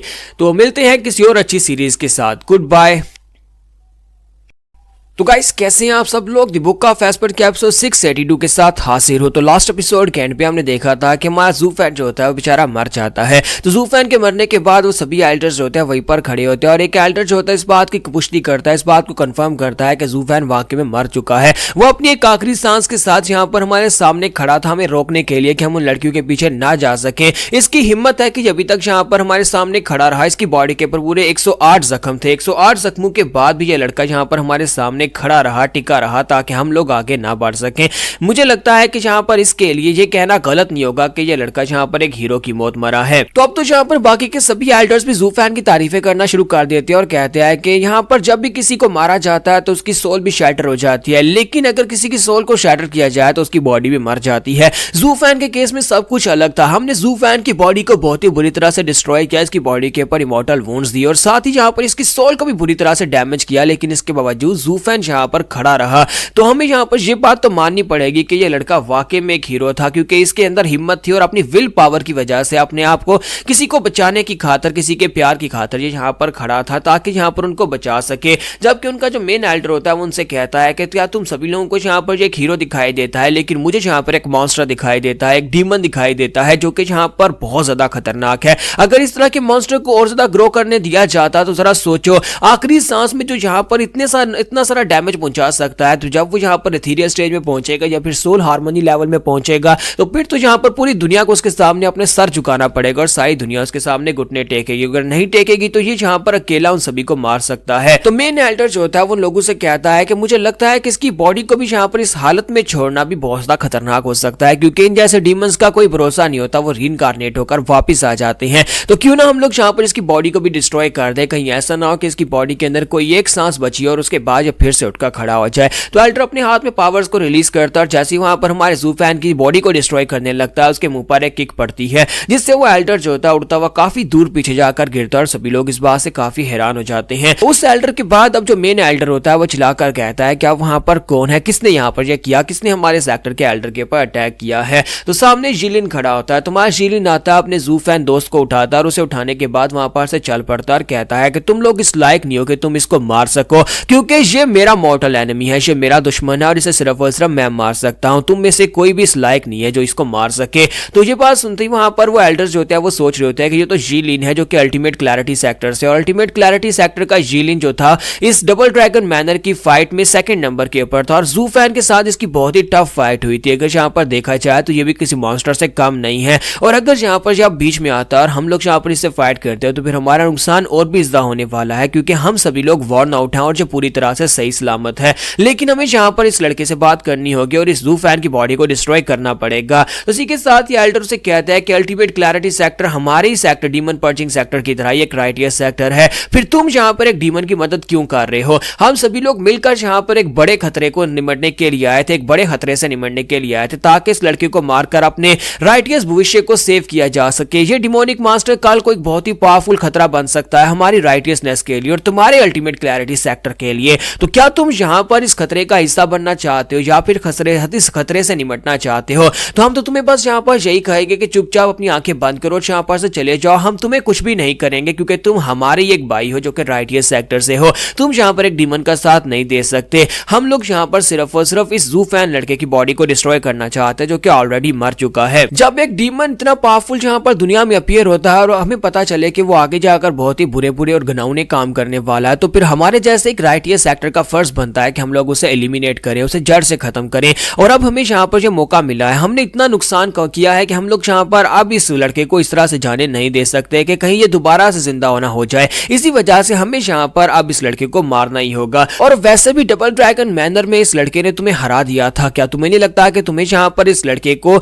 अभी यहाँ पर मरने देना चाहिए, क्योंकि तुम यहाँ पर इससे फाइट को हारे और तुम भी इससे नफरत करते हो। तो जिलिन चलाकर उनसे कहता है कि तुम अपनी बकवास बंद करो, फाइट में हार तो हार होती है, जीत जीत होती है, और मैं यहाँ पर तुम्हारे जैसा कमजोर इंसान नहीं हूं कि मैं यहाँ पर ये मान लूं कि यहाँ पर इससे हार गया हूं तो ये मेरा दुश्मन बन गया है। ये मेरा दुश्मन नहीं है, बल्कि मुझे लगता है कि इस मॉर्टल डोमेन के अंदर सिर्फ और सिर्फ यही एक ऐसा इंसान है जो कि मेरी तरह एक सेक्रेट बीस्ट इनहेरिटर है, जो कि मेरी तरह का है, और मुझे लगता है कि हम दोनों एक जैसे हैं, तो मुझे यहाँ पर इसकी मदद करनी ही चाहिए। और तुम जैसे कचरा लोग इस बात को क्या ही समझोगे, तुम्हें यहाँ पर एक डिमोनिक मास्टर दिखाई देता है और तुम लोग खुद को सेल्फ राइटियस कहते हो, जबकि मैंने तुम्हारी राइटियसनेस को वहां पर डबल ड्रैगन मैनर में देखा था, तुम्हारे साथी की राइटियसनेस को वहां पर मैंने परखा था। लेकिन मुझे लगता है कि तुम्हारे जैसे बेवकूफों से बात करने का कोई फायदा ही नहीं है, जबकि तुम सभी लोग यहाँ पर मेरी बात को समझने वाले नहीं हो। इसी के साथ ही मां जिलिन जो होता है अपने मुंह के अंदर से वहां पर अपनी फ्लेम्स को निकालता है, वो थोड़ी सी फ्लेम को निकालकर पीछे की तरफ थ्रो कर देता है। तो वो सभी एल्डर्स जो होते हैं वो कहते हैं कि ये तुमने क्या किया है। ज़ू डैंजू भी उसे कहता है कि तुम क्या कह रहे हो, क्या तुम यहाँ पर हम सभी के साथ फाइट करना चाहते हो।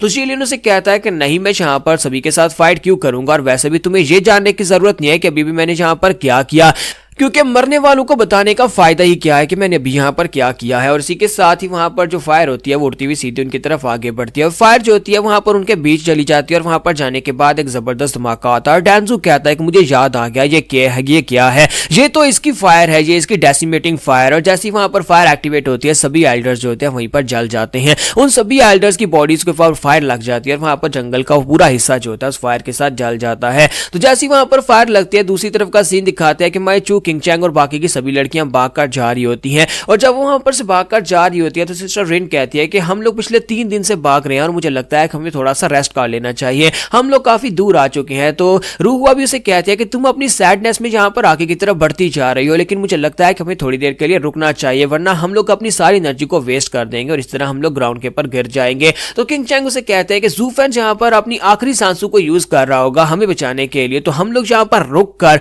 कैसे रुक सकते हैं ताकि वो सभी लोग हमारे पीछे आकर हमें मार डाले और ज़ू फेन का सैक्रिफाइस यहां पर बेकार चला जाए। इसलिए हम सभी को आगे बढ़ते रहना होगा। और साथ में पीछे से वहां पर फायर दिखाई देती है। तो मैं जहां पर एक बात करूंगा, 3 दिन हो गए और अभी तक यहीं तक पहुंची है। 3 दिन में तो इन्हें जहां पर से बहुत ज्यादा दूर चले जाना चाहिए था। चले छोड़ो इस बात को। तो वो तीनों लड़कियां जो होती हैं वहीं पर रुककर पीछे की तरफ घूमकर देखती है और कहती है कि ये क्या, ये फायर तो वहां पर से आ रही है जहां पर लास्ट टाइम ज़ू फेन को छोड़कर आए थे। ज़ू फेन वहां पर फाइट कर रहा था, इतनी पावरफुल फायर वहां पर किसने एक्टिवेट की होगी। तो सिस्टर रिन कहती है कि अब हम लोग क्या करें कि हम लोग वापस जाकर देखें, जबकि हमारी सिस्टर चूचू जो होती है वहां पर ज़ू फेन का नाम पुकारती है। और इसी के साथ ही हमारी एपिसोड एंड हो जाती है। तो एपिसोड की एक्सप्लेनेशन अच्छी लगी हो तो कमेंट करके जरूर बताइएगा और वीडियो को लाइक करना मत भूलिएगा। Thank you.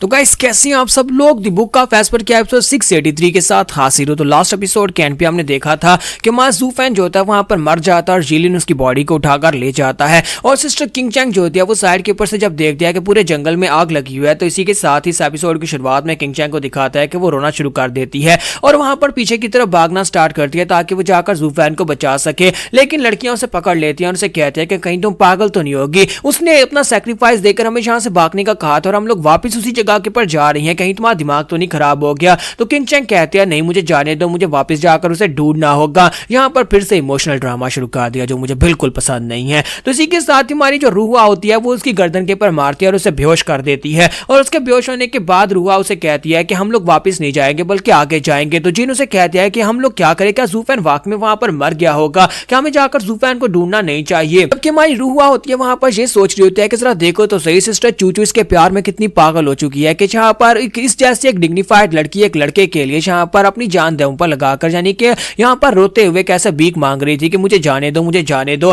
फिर साथ ही रूहुआ उसे कहते हैं कि मैं डबल ड्रैगन मैनर में पहुंचना ही होगा, वहीं पर जाकर हम लोग सेफ होंगे, उसके अलावा हम लोग यहां पर बिल्कुल भी सेफ नहीं है। तो जिन उसे कहते हैं लेकिन बिग ब्रदर ज़ू फेन का क्या होगा। तो उसे कहते हैं कि ज़ू फेन तुम्हें लगता है कि वो यहां पर बच पाएगा, और अगर यहां पर किस्मत उसका साथ देगी तो वो जरूर बच जाएगा, चाहे यहां पर कितनी बड़ी आग क्यों ना हो। इस मॉन्स्टरस आग के अंदर हम लोग तो जाकर बिल्कुल भी सर्वाइव नहीं कर पाएंगे। और वहां पर तुम्हें पता है कि थीरियल स्टेज के बहुत सारे मास्टर्स थे, लेकिन अगर ज़ू फेन वाकई में यहां पर किस्मत वाला हुआ तो वो इस सब से बच जाएगा। चलो यहां पर से आगे बढ़ते हैं और जल्दी से डबल ड्रैगन मैनर में पहुंचते हैं। और वो लड़कियां वहां से आगे बढ़ जाती है। जबकि यहीं पर से नेक्स्ट सीन जो होता है हमें लूक लैंड का दिखाया जाता है, जहां पर माई श्वांगियर जो होती है वो जल्दी से उठकर बैठ जाती है और ज़ू फेन का नाम लेकर वहां पर चिल्लाती है, और जिसकी वजह से उसकी डिवाइन पावर्स रिलीज होती हैं और सभी लोग उसकी पावर्स को सेंस करते हुए भागते हुए उसके रूम में आ जाते हैं। तो यूनाई भागता वहां पर आता है और उसे कहता है कि सिस्टर श्वांगियर तुम्हें क्या हो गया, तुमने अचानक से अपनी पावर को क्यों रिलीज किया, जब तुम यहाँ पर चिल्लाए तो तुम्हारी बहुत सारी पावर रिलीज हुई, जिसको महसूस करने के बाद हम लोग भागते हुए यहाँ पर आ गए, यहाँ ऐसा क्या हो गया है। तो श्वांगियर वहां पर बैठी रो रही होती है और रोते रोते उनसे कहते हैं कि बटलर ज़ू फेन, ब्रदर ज़ू फेन। तो वो कहते हैं कि क्या हुआ, ज़ू फेन को क्या हुआ। तो वो कहते हैं ज़ू फेन मर गया है। तो ये बात सुनते ही वो लोग हैरान हो जाते हैं। तो यूनाई उससे कहता है कि तुम क्या कह रही हो, ज़ू फेन कैसे मर सकता है। लास्ट टाइम जब हम लोग वहां पर मिले थे उसकी शादी हो रही थी, उसने सिस्टर चूचू के साथ शादी कर ली और शादी करने के बाद अब वो यहाँ पर डीमन स्कीमिंग सेक्टर का सेक्टर लीडर बन चुका है। अब वो यहाँ पर मर कैसे सकता है। तो श्वांगियर उसे कहते हैं कि मैं सच कह रही हूँ, मैंने यहाँ पर देखा है, मैंने उसकी किस्मत को देखा, मैंने देखा कि वो ग्राउंड के ऊपर गिरा पड़ा था, खून में लथपथ ग्राउंड के ऊपर बेजान पड़ा था और साथ ही पूरे जंगल को आग ने निगल लिया और आग के अंदर वो जलकर मर गया होगा, और मुझे लगता है कि अभी तक तो वो जल के मर गया होगा। तो ये बात सुनते ही हमारी जुनहाई की सिस्टर जो होती है वहीं पर बेचारी चक्कर खा के गिर जाती है। जबकि लैंग वुचैंग उसे कहते हैं कि तुम्हें अच्छी तरह से पता है लड़के के सिस्टर श्वांगियर जो है ये हमारी सेंटस है, यानी कि ये किस्मत किस्मत का हाल देख सकती है या किसी की किस्मत का हाल भी देख सकती है। चलो ये बात तो ठीक है कि ज़ूफैन किस्मत के साथ जुड़ा हुआ नहीं है, लेकिन इसके बावजूद मुझे लगता है कि इसने जो कुछ भी यहाँ पर महसूस किया, जो कुछ भी सेंस किया है, वाकई में सच हो सकता है। और मैंने तुमसे पहले ही कहा था कि ज़ूफैन अपनी किस्मत से बचकर नहीं जा सकता। मैंने तुम्हें कहा था कि ज़ूफैन बहुत बड़े खतरे में है। तुमने यहाँ पर मेरी बात को सुना नहीं था और मुझे लगता है कि ये वाकई में हो गया है और बहुत ज्यादा जल्दी हुआ है। तो शोनाई चलाकर अपनी स्क्वाड्रन से कहता है कि अपने लोगों को जल्दी से डीमन स्कीमिंग सेक्टर में भेजो और जाकर वहां पर पता करवाओ कि आखिर वहां पर क्या हुआ है, बटलर ज़ूफैन के साथ क्या हुआ है। अगर वाकई में बटलर ज़ूफैन को कुछ हुआ है तो हम लोग दुनिया पलट देंगे। तो यहीं पर नेक्स्ट सीन जो होता है मास्टर का दिखाया जाता है कि मास्टर जान जो होते हैं अपने रूम में बैठे कल्टीवेट कर रहे होते हैं। किसी के साथ दरवाजे पर नॉक होती है तो मास्टर जान कहते हैं कौन है। तो इसी के साथ ही हमारा जो जी वूजा होता है उसे कहता है कि मास्टर जी मैं हूं आपका डिसाइपल, आपसे बात करना चाहता है और आपको रिस्पेक्ट देता है। तो मास्टर जान उसे कहता है कि इतने सालों में तुम्हें मेरी याद नहीं आई, इतने सालों में तुम कभी मेरे पास नहीं हो और आज यहाँ पर तुम मेरे पास आए और साथ ही मुझे मास्टर कह के पुकार कर मुझे रिस्पेक्ट दे रहे हो। तो जी वूजा उसे कहता है कि आज मैं यहाँ पर एक सेक्टर लीडर बनकर नहीं ना आया, क्योंकि आपने मुझे सेक्टर लीडर बना दिया था, जिसकी वजह से मैं बहुत ज्यादा आकड़ में आ गया था और मेरा स्टेटस मुझे इजाजत नहीं देता था कि मैं किसी के सामने जाकर अपना सर झुकाऊं और मैं आपको भी अपना मास्टर कहना भूल गया था। लेकिन अब जबकि मैं एक सेक्टर लीडर नहीं रहा तो इसी वजह से मैं आपको रिस्पेक्ट दे रहा हूं। इतने सालों तक मैंने जहां पर आपको मास्टर कह के नहीं पुकारा और मुझे लगता है कि फाइनली अब मैं जहां पर वापस उसी रास्ते के ऊपर आना चाहता हूं। तो मास्टर क्या हम लोग दोबारा से शुरुआत कर सकते हैं? तो मास्टर से कहते हैं ठीक है तुम अंदर आ जाओ। तो जी वूजा अंदर आने के बाद फिर से उसके सामने घुटने टेक कर बैठ जाते हैं। तो मास्टर जान उसे कहते हैं कि क्या तुम्हें पता है कि टेंपल के अंदर प्रेयर करने के लिए लोग तभी जाते हैं जब उन्हें कुछ चाहिए होता है। बताओ कि तुम्हें मुझसे क्या चाहिए, तुम बिना किसी मकसद के यहाँ पर मुझे रिस्पेक्ट तो नहीं दे रहे होगे। तो जी वूजा उसे कहता है कि मास्टर जान आप मेरे मास्टर हैं और सही कहा है किसी ने कि अपने मास्टर को फुद्दू बनाना इतना भी आसान नहीं है। आपको मेरी बात की समझ आ गई कि मैं यहाँ पर किसी मकसद से आया हूँगा और मैं यहाँ पर वाकई में एक मकसद से आया हूँ। मैंने यहाँ पर सोचा, मैंने बहुत सोचा, आपने जो कुछ भी कहा उस सब के बारे में मैंने सोचा और मैंने फैसला किया है कि ये बात वाकई में सच है कि मैं इस लायक नहीं था और ज़ूफैन वाकई में यहाँ पर मुझसे ज्यादा बेहतर था, इसलिए मुझे अब यहाँ पर एक दूसरा मौका चाहिए। तो मास्टर जान उसे कहता है तो अभी भी तुम यहाँ पर सेक्टर लीडर बनना चाहते हो? तो वो कहता है जी मास्टर, लेकिन मैं टेम्परेरी सेक्टर लीडर बनना चाहता हूँ। आप ये बात अच्छी तरह से जानते हैं कि ज़ूफैन जो है डबल ड्रैगन मैनर में चला गया है। डबल ड्रैगन मैनर में कोई एक दो दिन के लिए तो वो गया नहीं है, वहां पर उसे सालों लग सकते हैं, हो सकता है 10 साल लग जाए, 20 साल लग जाए, क्योंकि यह बहुत ही लंबा अरसा है और इस दौरान यहाँ पर सेक्टर को चलाने के लिए एक सेक्टर लीडर का होना बहुत ज्यादा जरूरी है। और ज़ूफैन अपने पीछे किसी को भी सेक्टर लीडर बनाकर नहीं गया और क्योंकि मैं पहले से यहाँ पर इस सेक्टर का कई सौ सालों से सेक्टर लीडर रह चुका हूं और मुझे सेक्टर के असूलों के बारे में अच्छी तरह से पता है, सेक्टर की जितनी भी मुझे पता है कि इसके मामलात क्या हैं, तो मुझे यहाँ पर टेम्परेरी सेक्टर लीडर बना दिया जाए। तो मास्टर जान उसे कहता है कि मैं हूं ना जहां पर सेक्टर लीडर की जगह के ऊपर बैठा हुआ हूं और मेरे साथ यहाँ पर काफी सारे एल्डर्स हैं जो मुझे असिस्ट करते हैं। तो वो कहता है लेकिन आप मेरी बात को समझ नहीं रहे, आप यहाँ पर इतने सालों तक सेक्टर की गद्दी से दूर रहे, आप एक वेनरेबल हैं, हाई वेनरेबल। आपने ज़ूफैन को भी यहाँ पर से भेज दिया, कहीं लोग ये ना समझना शुरू कर दें कि आप खुद पावर हासिल करना चाहते हो और आपने जानबूझकर मुझे गद्दी के ऊपर से हटाया और उसके बाद ज़ूफैन को भी डबल ड्रैगन मैनर में भेज दिया ताकि आप गद्दी के ऊपर लीडर बनकर बैठ जाएं। तो मास्टर जान उसकी बात सुनते ही गुस्सा हो जाते हैं और उसे कहता है कि तुम मेरे बारे में अच्छी तरह से जानते हो कि मुझे यह गद्दी कभी चाहिए ही नहीं थी और तुम शायद इस बारे में भूल रहे हो कि तुम्हें भी इस गद्दी के ऊपर मैंने बैठाया था, जबकि उस वक्त मैं बड़ी आसानी से गद्दी के ऊपर बैठ सकता था। क्या तुम अपने मास्टर के बारे में ऐसा सोचते हो? तो जी वूजा उसे कहता है कि मास्टर मैं आपके बारे में क्या सोचता हूँ इस बात से फर्क नहीं पड़ता, लेकिन लोग आपके बारे में क्या सोचेंगे इस बात से जरूर फर्क पड़ेगा। इसलिए प्लीज मास्टर मुझे यहाँ पर एक मौका देकर तो देखे, मैं यहाँ पर इस सेक्टर को बहुत ही अच्छे से चलाऊंगा। ज़ूफैन की गैर मौजूदगी तक, जब ज़ूफैन वापस आ जाएगा तब मैं यहाँ पर ये सेक्टर उसे दे दूंगा अगर जनता ने इस बात को अलाउ किया। जब तक ज़ूफैन नहीं आ जाता मैं यहाँ पर एक अच्छा सेक्टर लीडर बनकर दिखाऊंगा, सभी लोगों के सामने अपने आप को अच्छा साबित करूंगा, जिसकी वजह से सभी लोग मेरी रिस्पेक्ट करना शुरू कर देंगे। और जब ज़ूफैन वापस आएगा मैं सभी को दिखाऊंगा कि वो लोग खुद इस बात को मानेंगे कि उन्हें ज़ूफैन जैसा सेक्टर लीडर नहीं चाहिए बल्कि मेरे जैसा ही सेक्टर लीडर चाहिए। तो मास्टर जान उसे कहते हैं कि लड़के मुझे लगता है कि तुमने जो कहा कि तुमने अपने किए के पर पछतावा किया है वो बिल्कुल गलत था, तुमने कुछ भी पछतावा नहीं किया। तुम्हें इस बात का इल्म ही नहीं है कि यहाँ पर एक अच्छा सेक्टर लीडर क्या होता है। लोगों को खुश करने, उन्हें अपनी साइड के ऊपर लेकर आने में बहुत ज्यादा फर्क होता है। यहाँ पर तुम जिन तरीकों को यूज कर रहे हो वो काम नहीं करेंगे। मैंने तुम्हें कहा था कि जब तक तुम यहाँ पर डाव को हासिल नहीं करते तब तक तुम एक अच्छे सेक्टर लीडर या फिर एक अच्छे इंसान नहीं बन पाओगे। अब जाओ जाकर पहले तुम डाव को सीखो, जाकर अगर तुमने डाव को हासिल कर लिया तभी तुम्हें यहाँ पर मन की शांति मिलेगी और तुम यहाँ पर इस दुनिया के साथ रेजोनेट कर पाओगे। तो इसी के साथ ही सेक्टर लीडर वूजा उसे कहता है कि मास्टर यार मुझे लगता है कि तुम्हें यहाँ पर डाव की कुछ ज्यादा ही परवाह है और तुम यहाँ पर सोचते हो कि डाव के साथ ही सब कुछ हासिल हो सकता है, लेकिन मैं ऐसा इंसान नहीं हूं जो कि इतना सबर रख सकूं और तुमने खुद इस रास्ते को चूज किया तो मुझे माफ करना। तो यहाँ पर हमारी एपिसोड 683 का एंड हो जाता है। तो एपिसोड की एक्सप्लेनेशन अच्छी लगी हो तो कमेंट करके जरूर बताइएगा और वीडियो को लाइक करना मत भूलिएगा। Thank you. तो गाइस कैसे हैं आप सब लोग। दी बुक ऑफ एस्पर की एपिसोड 684 के साथ हाजिर हो। तो लास्ट एपिसोड के एंड पे हमने देखा था कि जी वूजा जो थे अपने मास्टर जान के पास आता है और मास्टर के पास आने के बाद उसे कहता है कि मास्टर ये तुम्हारी गलती है, क्योंकि मास्टर उसे वहां पर डाव के बारे में कह रहे होता है कि जब तुम यहाँ पर असली डाव को हासिल करोगे तभी तुम्हें मन की शांति मिलेगी और तभी तुम यहाँ पर एक अच्छे इंसान और एक अच्छे सेक्टर लीडर बन पाओगे। लेकिन जी वूजा का यहाँ पर डाव सीखने का कोई इरादा तो नहीं होता। इसी वजह से जी वूजा जो होता है उसकी बात सुनने के बाद कहता है कि मैंने यहाँ पर बहुत ज्यादा मेहनत की, मैंने बहुत ज्यादा कोशिश की यानी कि तुम्हें मनाने की, लेकिन तुम नहीं माने तो अब मुझे ये करना पड़ेगा। तो जी वूजा जो होता है बड़ी तेजी के साथ अटैक करने के लिए आगे बढ़ता है और मास्टर जान जो होते हैं वो पीछे की तरफ घूमते हैं, नीचे की तरफ झुकते हैं, अटैक को अवॉइड करते हैं, फिर साथ उसे वहां पर एक जबरदस्त अटैक के साथ उसे कोहनी मारते हैं, जिससे जी वूजा उड़ता हुआ पीछे जाकर दीवार के साथ टकराता है और उसके मुंह से ब्लीडिंग होना शुरू हो जाती है। तो मास्टर जान उसे कहता है कहीं तुम्हारा दिमाग तो नहीं खराब हो गया वूजा, तुम अपने मास्टर के ऊपर अटैक कैसे कर सकते हो। तो उसे कहता है कि मास्टर अब बस भी करो, तुम यहाँ पर अभी भी अपने आप को मेरा मास्टर कह रहे हो, जबकि तुमने यहाँ पर मुझे कचरे की तरह उठाकर फेंक दिया,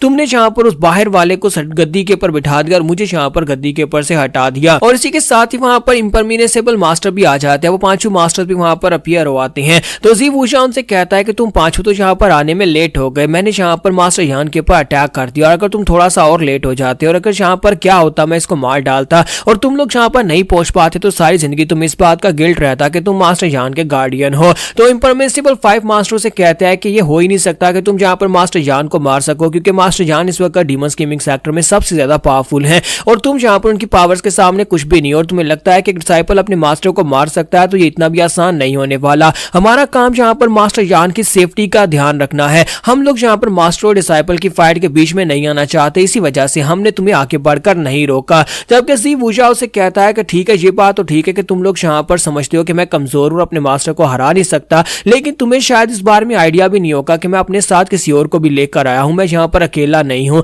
क्या होगा अगर यहाँ पर मेरी जगह के ऊपर कोई और हो। तुम लोगों को तो शुक्र करना चाहिए कि मैंने यहाँ पर मास्टर को एक ही स्ट्राइक के साथ जान से नहीं मारा, क्योंकि तुम लोग यहाँ पर बीच में नहीं आते और अभी इस अटैक के साथ ही मैं मास्टर को जान से मार सकता था। यही समझ लो कि मैंने आपसे मास्टर समझकर उसके ऊपर तरस खा के उसे एक स्ट्राइक में जिंदा छोड़ दिया है। अब अगली बार यहाँ पर हम दोनों का रिलेशन खत्म हो चुका है तो मैं जिंदा नहीं छोड़ूंगा। तो मास्टर जान उसे कहते हैं कि लगता है कि तुम्हारा दिमाग खराब हो गया है, क्या तुम्हें वाकई में लगता है कि तुम यहाँ पर इस बुढ़े आदमी को नुकसान पहुंचा सकते हो। जी वूजा हंसते उसे कहता है कि हाँ तुम्हें लगता है कि मैं यहाँ पर तुम्हें नुकसान नहीं पहुंचा सकता, लेकिन मैंने तुम्हें पहले बताया कि यहाँ पर कोई और है जो तुम्हें नुकसान पहुंचा सकता है। इस बात में तो कोई शक था ही नहीं कि यहाँ पर इस वक्त हमारे सेक्टर के अंदर सबसे ज्यादा स्ट्रॉन्गेस्ट इंसान तुम ही हो, लेकिन अगर कोई बाहर वाला हो तो फिर क्या। और साथ ही वो अपनी रिंग को ओपन करता है तो रिंग के अंदर से मास्टर रेन निकल आता है जो कि हीवन ट्रेलिंग सेक्टर का मास्टर है। तो हीवन ट्रेलिंग सेक्टर का मास्टर निकलती वहां पर इम्परमिनेबल मास्टर्स के ऊपर अटैक करता है, वहां पर उनके ऊपर अटैक करता है, जिसकी वजह से वहां पर एक धमाका होता है और पांचों मास्टर्स जो होते हैं वो भी जख्मी हो जाते हैं। तो बाहर निकलने के बाद उनसे कहता है कि मैंने तुम लोगों के बारे में सुना था कि तुम लोगों की शील्ड बहुत ज्यादा पावरफुल है और आज यहाँ पर अपनी आंखों से देख भी लिया, मेरे अटैक के बावजूद तुम लोगों की शील्ड को सिर्फ और सिर्फ थोड़ा सा नुकसान पहुंचा और तुम लोग यहाँ पर जिंदा खड़े हो। हालांकि मैं सोल हार्मनी राम में और यहाँ पर तुम सभी लोग सिर्फ और सिर्फ एथेरियल स्टेज में हो। तो इसी के साथ ही मास्टर रैन जो होते हैं उनसे कहते हैं कि अब यहाँ पर सब कुछ खत्म होने वाला है क्योंकि मैं यहाँ पर आ चुका हूँ। तो मास्टर जान कहते हैं कि तुम यहाँ पर क्या कर रहे हो, हीवन ट्रेलिंग सेक्टर के सेक्टर लीडर रैन जाओजुन, तुम्हारा यहाँ पर क्या काम है। तो वो उसे कहता है कि क्या मतलब है मेरा यहाँ पर क्या काम है, मैं अपने दोस्त की मदद करने के लिए आया हूँ। साथ ही वो जी वूजा से कहता है कि तुमने यहाँ पर एक बहुत ही अच्छा काम किया है, तुम्हें जो आइडिया आया कहाँ से, तुम यहाँ पर रिंग के अंदर मुझे छुपा कर ले आए और उसके बाद तुमने यहाँ पर मुझे निकाला। तो मास्टर जी वूजा कहता है कि ये भी मुझे यहाँ पर किसी एक कमीने इंसान से पता चला है कि इस तरह भी किया जा सकता है और शायद मास्टर जान को इस बारे में बिल्कुल भी आइडिया नहीं था कि मैं भी यहाँ पर अपनी रिंग के अंदर जू फैन की तरह ही अपने लोगों को छुपा कर लेकर आया हूँ, जैसे कि तुम्हें और साथ में एक और बंदे को। और इसी के साथ ही मास्टर जान जो होते हैं वो कहता है कि मास्टर क्या तुम्हें मेरे ऊपर यकीन आया, मैंने थोड़ी देर पहले तुम्हें कहा था ना कि मैंने तुम्हें जिंदा छोड़ दिया क्योंकि तुम मेरे मास्टर, इसी वजह से मैंने तुम्हारे ऊपर स्ट्राइक लगाकर तुम्हें जान से नहीं मारा, वरना अगर रिंग के अंदर से मास्टर रैन तुम्हारे ऊपर अटैक करते तो तुम बच नहीं पाते थे। मास्टर जान चलाकर उसे कहते हैं कि आखिर ऐसा क्यों, तुम ये कर क्यों रहे हो, तुम यहाँ पर अपने सेक्टर के लिए क्या तुम यहाँ पर इस हद तक गुजर जाओगे कि तुम बाहर वालों की मदद लोगे, तुम यहाँ पर बाहर वालों को लाकर मुझे मारकर गद्दी के ऊपर बैठना चाहते हो, क्या तुम्हें वाकई में लगता है कि इस तरह से गद्दी के ऊपर बैठ पाओगे। तो मास्टर रैन उसे कहता है कि तुम्हें कोई गलत फहमी हो गई है, मैं यहाँ पर इस बंदे की मदद करने के लिए आया, ये ग्रेट सेक्टर लीडर है, कभी यहाँ पर हम दोनों अंदर काफी ज्यादा अच्छी दोस्ती हुआ करती थी और यहाँ पर मैंने इसके इन्विटेशन को एक्सेप्ट किया क्योंकि मैं भी यहाँ पर बदला लेना चाहता हूँ और बदला लेने के लिए मैं यहाँ पर इसे सेक्टर लीडर की गद्दी के ऊपर बैठाऊंगा क्योंकि यहाँ पर केओस मची हुई है डीमन स्कीमिंग सेक्टर के अंदर। सेक्टर लीडर यानी जू फैन के चले जाने के बाद अब पीछे यहाँ पर आपस में सभी लोग लड़ रहे हैं, सिविल वॉर चल रही है और मुझे यहाँ पर बुलाया गया है मदद करने के लिए। तो मास्टर जान कहता है कमीनो तुम लोग ने तो सारे का सारा प्लान जहां पर पहले से सॉर्ट आउट किया हुआ है। तुम लोग डबल ड्रैगन मैनर के सामने ये बात रखोगे कि जी वूजा अपने साथ मास्टर रेन को लेकर आया और जहां पर एक फाइट चल रही थी, सभी लोग सेक्टर लीडर की गद्दी के ऊपर बैठना चाहते थे जू फैन के चले जाने के बाद, और तुम लोगों ने यहाँ पर आकर इस केओस को खत्म किया है। तो इसी के साथ ही मास्टर जान जो होते हैं उसे कहते हैं लेकिन तुम्हें इससे मिलेगा क्या? तो मास्टर रेन उसे कहता है कि मुझे क्या मिलेगा, मुझे बस यहाँ पर 5000 सेक्रेट स्टोन्स मिलने वाले हैं। जी वूजा ने मुझसे वादा किया है कि वो यहाँ पर 5000 सेक्रेट स्टोन्स मुझे दे देगा और बदले में मैं यहाँ पर उसकी बस मदद कर दूंगा। तो मास्टर जान उसे कहता है कि तुम लोग तो यहाँ पर अपने आप को एक राइटियस सेक्टर कहते हो, लेकिन तुम लोग वाकई में बहुत ज्यादा घटिया हो। इवन ट्रेलिंग सेक्टर भी यहाँ पर डिमोनिक सेक्टर जैसा ही है, तुम लोग बिल्कुल भी राइटियस नहीं हो। और साथ ही वो जी वूजा से कहता है कि ये बिल्कुल भी अच्छी बात नहीं है कि तुम यहाँ पर अपने मसले के लिए किसी बाहर वाले को लेकर आए हो। तो जी वूजा उसे कहता है लेकिन जू फैन भी तो अपने साथ बाहर वालों को लेकर आया था मुझे गद्दी के ऊपर से हटाने के लिए। तो मास्टर जान कहता है कि बेवकूफ बच्चे, वो बाहर वालों को नहीं लेकर आया था बल्कि तुम्हारे अपने ही सेक्टर के लोगों को लेकर आया था। उसके अपने साथी तो बाहर थे, वो लोग अंदर आए ही नहीं, और तुम्हें लगता है कि वो यहाँ पर बाहर वालों को लेकर आया था। तो मास्टर रेन उसे कहता है कि तुम लोगों को यहाँ पर आपस में बहस करने की जरूरत नहीं है, क्योंकि आज जो खोना है वो तो होकर ही रहेगा, और वैसे भी यहाँ पर हमें तो इसकी कीमत मिली है, हमें 5000 सेक्रेट स्टोन्स मिलने वाले हैं। लेकिन दूसरी तरफ से हीवन मिस्टिकल सेक्टर के सेक्टर लीडर तो यहाँ पर बिना किसी चीज के ही मान गए, उन्हें यहाँ पर कुछ भी नहीं चाहिए था, उन्हें अपनी बेटे की मौत का बदला चाहिए, और इसी वजह से वो यहाँ पर तुम्हारे पूरे सेक्टर को बर्बाद करने के लिए मुफ्त में हमारे साथ आ गए हैं। तो ये बात सुनते ही मास्टर जान भी काफी हैरान होते हैं और कहते हैं कि इसका मतलब यह है कि इस वक्त वो बड़े सेक्टर्स डीमन स्कीमिंग सेक्टर के खिलाफ हैं, और जिसकी वजह से इन्हें यहाँ पर काफी बड़ी मुश्किल का सामना करना पड़ सकता है। तो यहाँ पर हमारी एपिसोड 684 का एंड होता है। तो एपिसोड की एक्सप्लेनेशन अच्छी लगी तो कमेंट करके जरूर बताइएगा, वीडियो को लाइक करना मत भूलिएगा। Thank you. तो गाइस कैसे हैं आप सब लोग? द बुक ऑफ एस्पर के एपिसोड 685 के साथ हाजिर हो। तो लास्ट एपिसोड के एंड पे हमने देखा था कि मास्टर रेन जो होते हैं वहां पर आने के बाद मास्टर यान से कहते हैं कि हमें यहाँ पर 5000 सेक्रेट स्टोन्स मिले हैं, जबकि दूसरी तरफ से यहाँ पर हीवन मिस्टिकल सेक्टर के लोग तो फ्री में आ गए हैं, वो तो फ्री में अपना बदला लेने के लिए यहाँ पर आ गए। तो ये बात सुनने के बाद मास्टर यान काफी ज्यादा घबरा जाते हैं, और साथ ही वो कहते हैं कमीने कहीं कि तुमने ये क्या कर दिया वूजा, तुमने यहाँ पर अपने जो हमें डबल ड्रैगन मैनर से 10,000 सेक्रेट स्टोन्स मिले थे उसमें से आधे सेक्रेट स्टोन्स तुमने दांव पर लगा दिए सिर्फ और सिर्फ बाहर वालों को यहाँ पर लाकर अपनी मदद करवाने के लिए, अपने आप को दोबारा गद्दी पर बिठाने के लिए। इससे हमारे सेक्टर को बहुत ज्यादा नुकसान पहुंचेगा। तो वूजा उसे कहता है कि जब ये सेक्टर ही मेरा नहीं हुआ तो फिर मैं यहाँ पर उन रिवार्ड्स का क्या करूंगा, जो चीज मेरी नहीं है वो मैं किसी की भी नहीं होने दूंगा। और इसी के साथ ही मास्टर जान और भी गुस्सा हो जाते हैं और कहते हैं तुम तो यहाँ पर टियानजू के एम्परर की तरह हो गए हो। वो भी एक कमीना इंसान था, उसने भी यहाँ पर अपने सेक्टर के अंदर दूसरे लोगों को घुसा दिया कि जो चीज उसकी नहीं हुई वो किसी की भी नहीं होने देगा। तो मास्टर जान उसके ऊपर अटैक करने के लिए आगे बढ़ते हैं और कहते हैं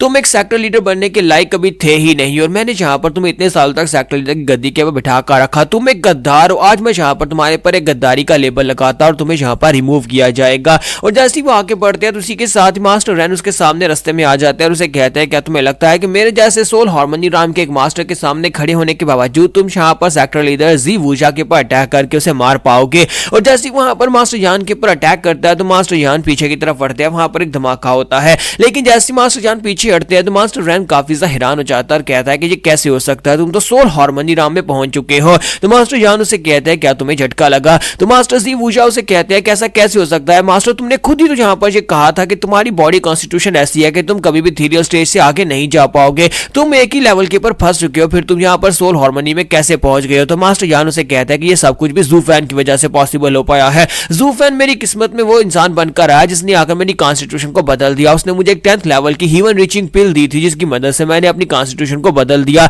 और मैं यहाँ पर लेवल अप करके अब यहाँ पर सोल हार्मनी राम के फर्स्ट लेवल पर पहुंच चुका हूँ, क्योंकि मेरे पास हीवनली ड्रैगन सोल है। इसका मतलब यह है कि मेरी बॉडी जो है वो नॉर्मल इंसान की बॉडी से, यानी नॉर्मल हार्मनी स्टेज के जो मास्टर्स होते हैं उनसे बहुत ज्यादा स्ट्रॉन्गर है। और फर्स्ट लेयर में होने के बावजूद मैं यहाँ पर चाहे सोल हार्मनी राम की तीसरी लेयर का कोई बंदा ही क्यों ना आ जाए, मैं उसे बड़ी आसानी से हरा सकता हूँ। और मास्टर रेन तुम तो इस वक्त सोल हार्मनी के सेकंड लेवल पर हो, तुम्हें हराना तो मेरे लिए मुश्किल काम नहीं है। तो वूजा जो होता है उसकी बात सुनने के बाद कहता है तो इसका मतलब यह है कि तुम जू फैन की साइड के ऊपर इसलिए थे क्योंकि जू फैन ने तुम्हारी मदद की थी। तो मास्टर जान उसे कहता है बेवकूफ बच्चे, तुम कभी इस बात को नहीं समझ सकते। तुम्हें यह लगता है कि किसी ने मेरी हेल्प की तब मैं उसके साथ था, बल्कि मैं हमेशा से यहाँ पर न्यूट्रल था। मैंने कभी किसी का पक्ष नहीं लिया और ना ही यहाँ पर आज किसी का पक्ष ले रहा हूँ। मैंने तुमसे कहा भी था कि अगर तुम यहाँ पर रियल डाउ को हासिल कर लेते हो तुम्हें इस दुनिया की रियलाइजेशन मिलेगी और तभी तुम यहाँ पर आकर दोबारा एक सेक्टर लीडर बन सकते हो। मैं हमेशा से तुम्हें यहाँ पर प्यार करता था क्योंकि तुम मेरे डिसाइपल हो और मैं अपने डिसाइपल से नफरत कैसे कर सकता हूँ, लेकिन तुमने कभी इस बात को समझा ही नहीं। जबकि मास्टर जान उसे कहता है कि मास्टर तुम यहाँ पर किसी दूसरे के लिए अपने डिसाइपल को मारने पर तुले हुए हो, लेकिन आज यहाँ पर तुम्हें मरना होगा। और इसी के साथ ही मास्टर जान उसके ऊपर अटैक करने के लिए आगे बढ़ते हैं और कहता है कि देखते हैं कि कौन यहाँ पर पहले मरता है।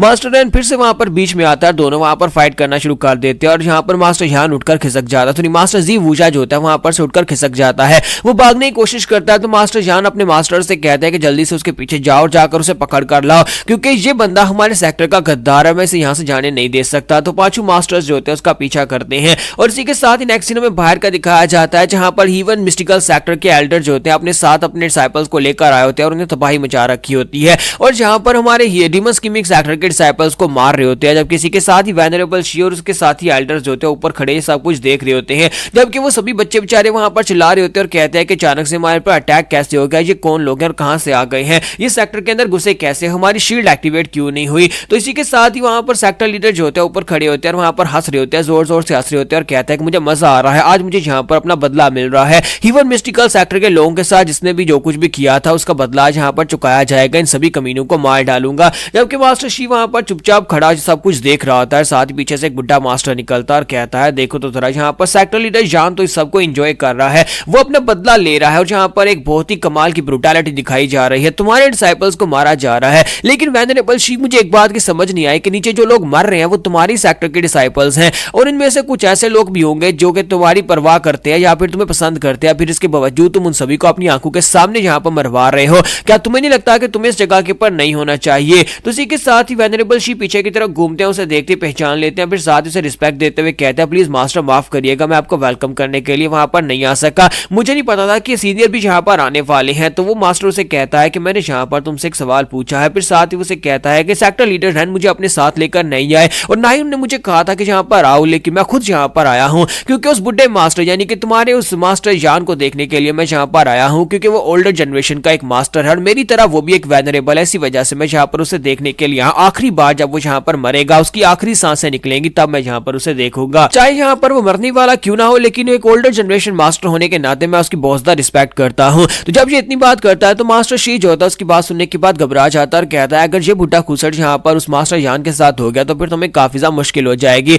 जबकि वो सीनियर उसे कहता है कि परेशान होने की जरूरत नहीं है, मैं उसकी साइड लेने के लिए नहीं आया, मैंने कहा ना कि मैं बस यहाँ पर उसकी जान निकलते हुए देखने के लिए आया, मैं देखने के लिए आऊँ कि मरते वक्त मास्टर जान के चेहरे के पर क्या असरात होते हैं। तो इसी के साथ ही उसे कहता है कि वो कहाँ पर है। तो मास्टर शी उसे कहता है कि मैंने आपको एक मैप दिया है, उस मैप के ऊपर वो नक्शे के ऊपर जहाँ पर सब कुछ मार्क्ड है, आपको इस वक्त हमारे सीक्रेट चैम्बर की तरफ जाना होगा जहाँ पर हमारा सेक्टर लीडर होता है। तो उसी के साथ ही सीनियर वहां पर से बढ़ जाता है आगे और उसे कहता है कि ठीक है मैं जा रहा हूँ, तुम लोग यहाँ पर एंजॉय करो, लेकिन साथ ही उसे कहता है तुमने अभी मेरे सवाल का जवाब नहीं दिया, तुम्हारे लोग यहाँ पर मर रहे हैं लेकिन तुम यहाँ पर इसे खड़े होकर एंजॉय कर रहे हो, क्या तुम्हें इस बात की बिल्कुल परवाह नहीं है कि तुम्हारे लोग यहाँ पर नहीं रहेंगे तो फिर कल को तुम यहाँ पर किसके वेनरेबल कहलाओगे। लेकिन साथ ही सीनियर वहां से चले जाते हैं और कहते हैं कि मुझे इस बात से क्या ही फर्क पड़ता है, ये तुम्हारा अपना कर्मा है और तुम्हें यहाँ पर इस कर्मे का खुद ही भुगतान करना पड़ेगा, और मुझे लगता है कि अब यहाँ पर तुम्हारे इस डीमन स्कीमिंग सेक्टर के अंदर मर्द खत्म हो गए हैं। और वो वहां से चला जाता है। जब किसी के साथ ही दूसरा एल्डर आगे बढ़ता है, वेनरेबल शी से कहता है ये बुढ़ा खुसट कौन था जो आपके सामने इतनी कॉकी बातें कर रहा था।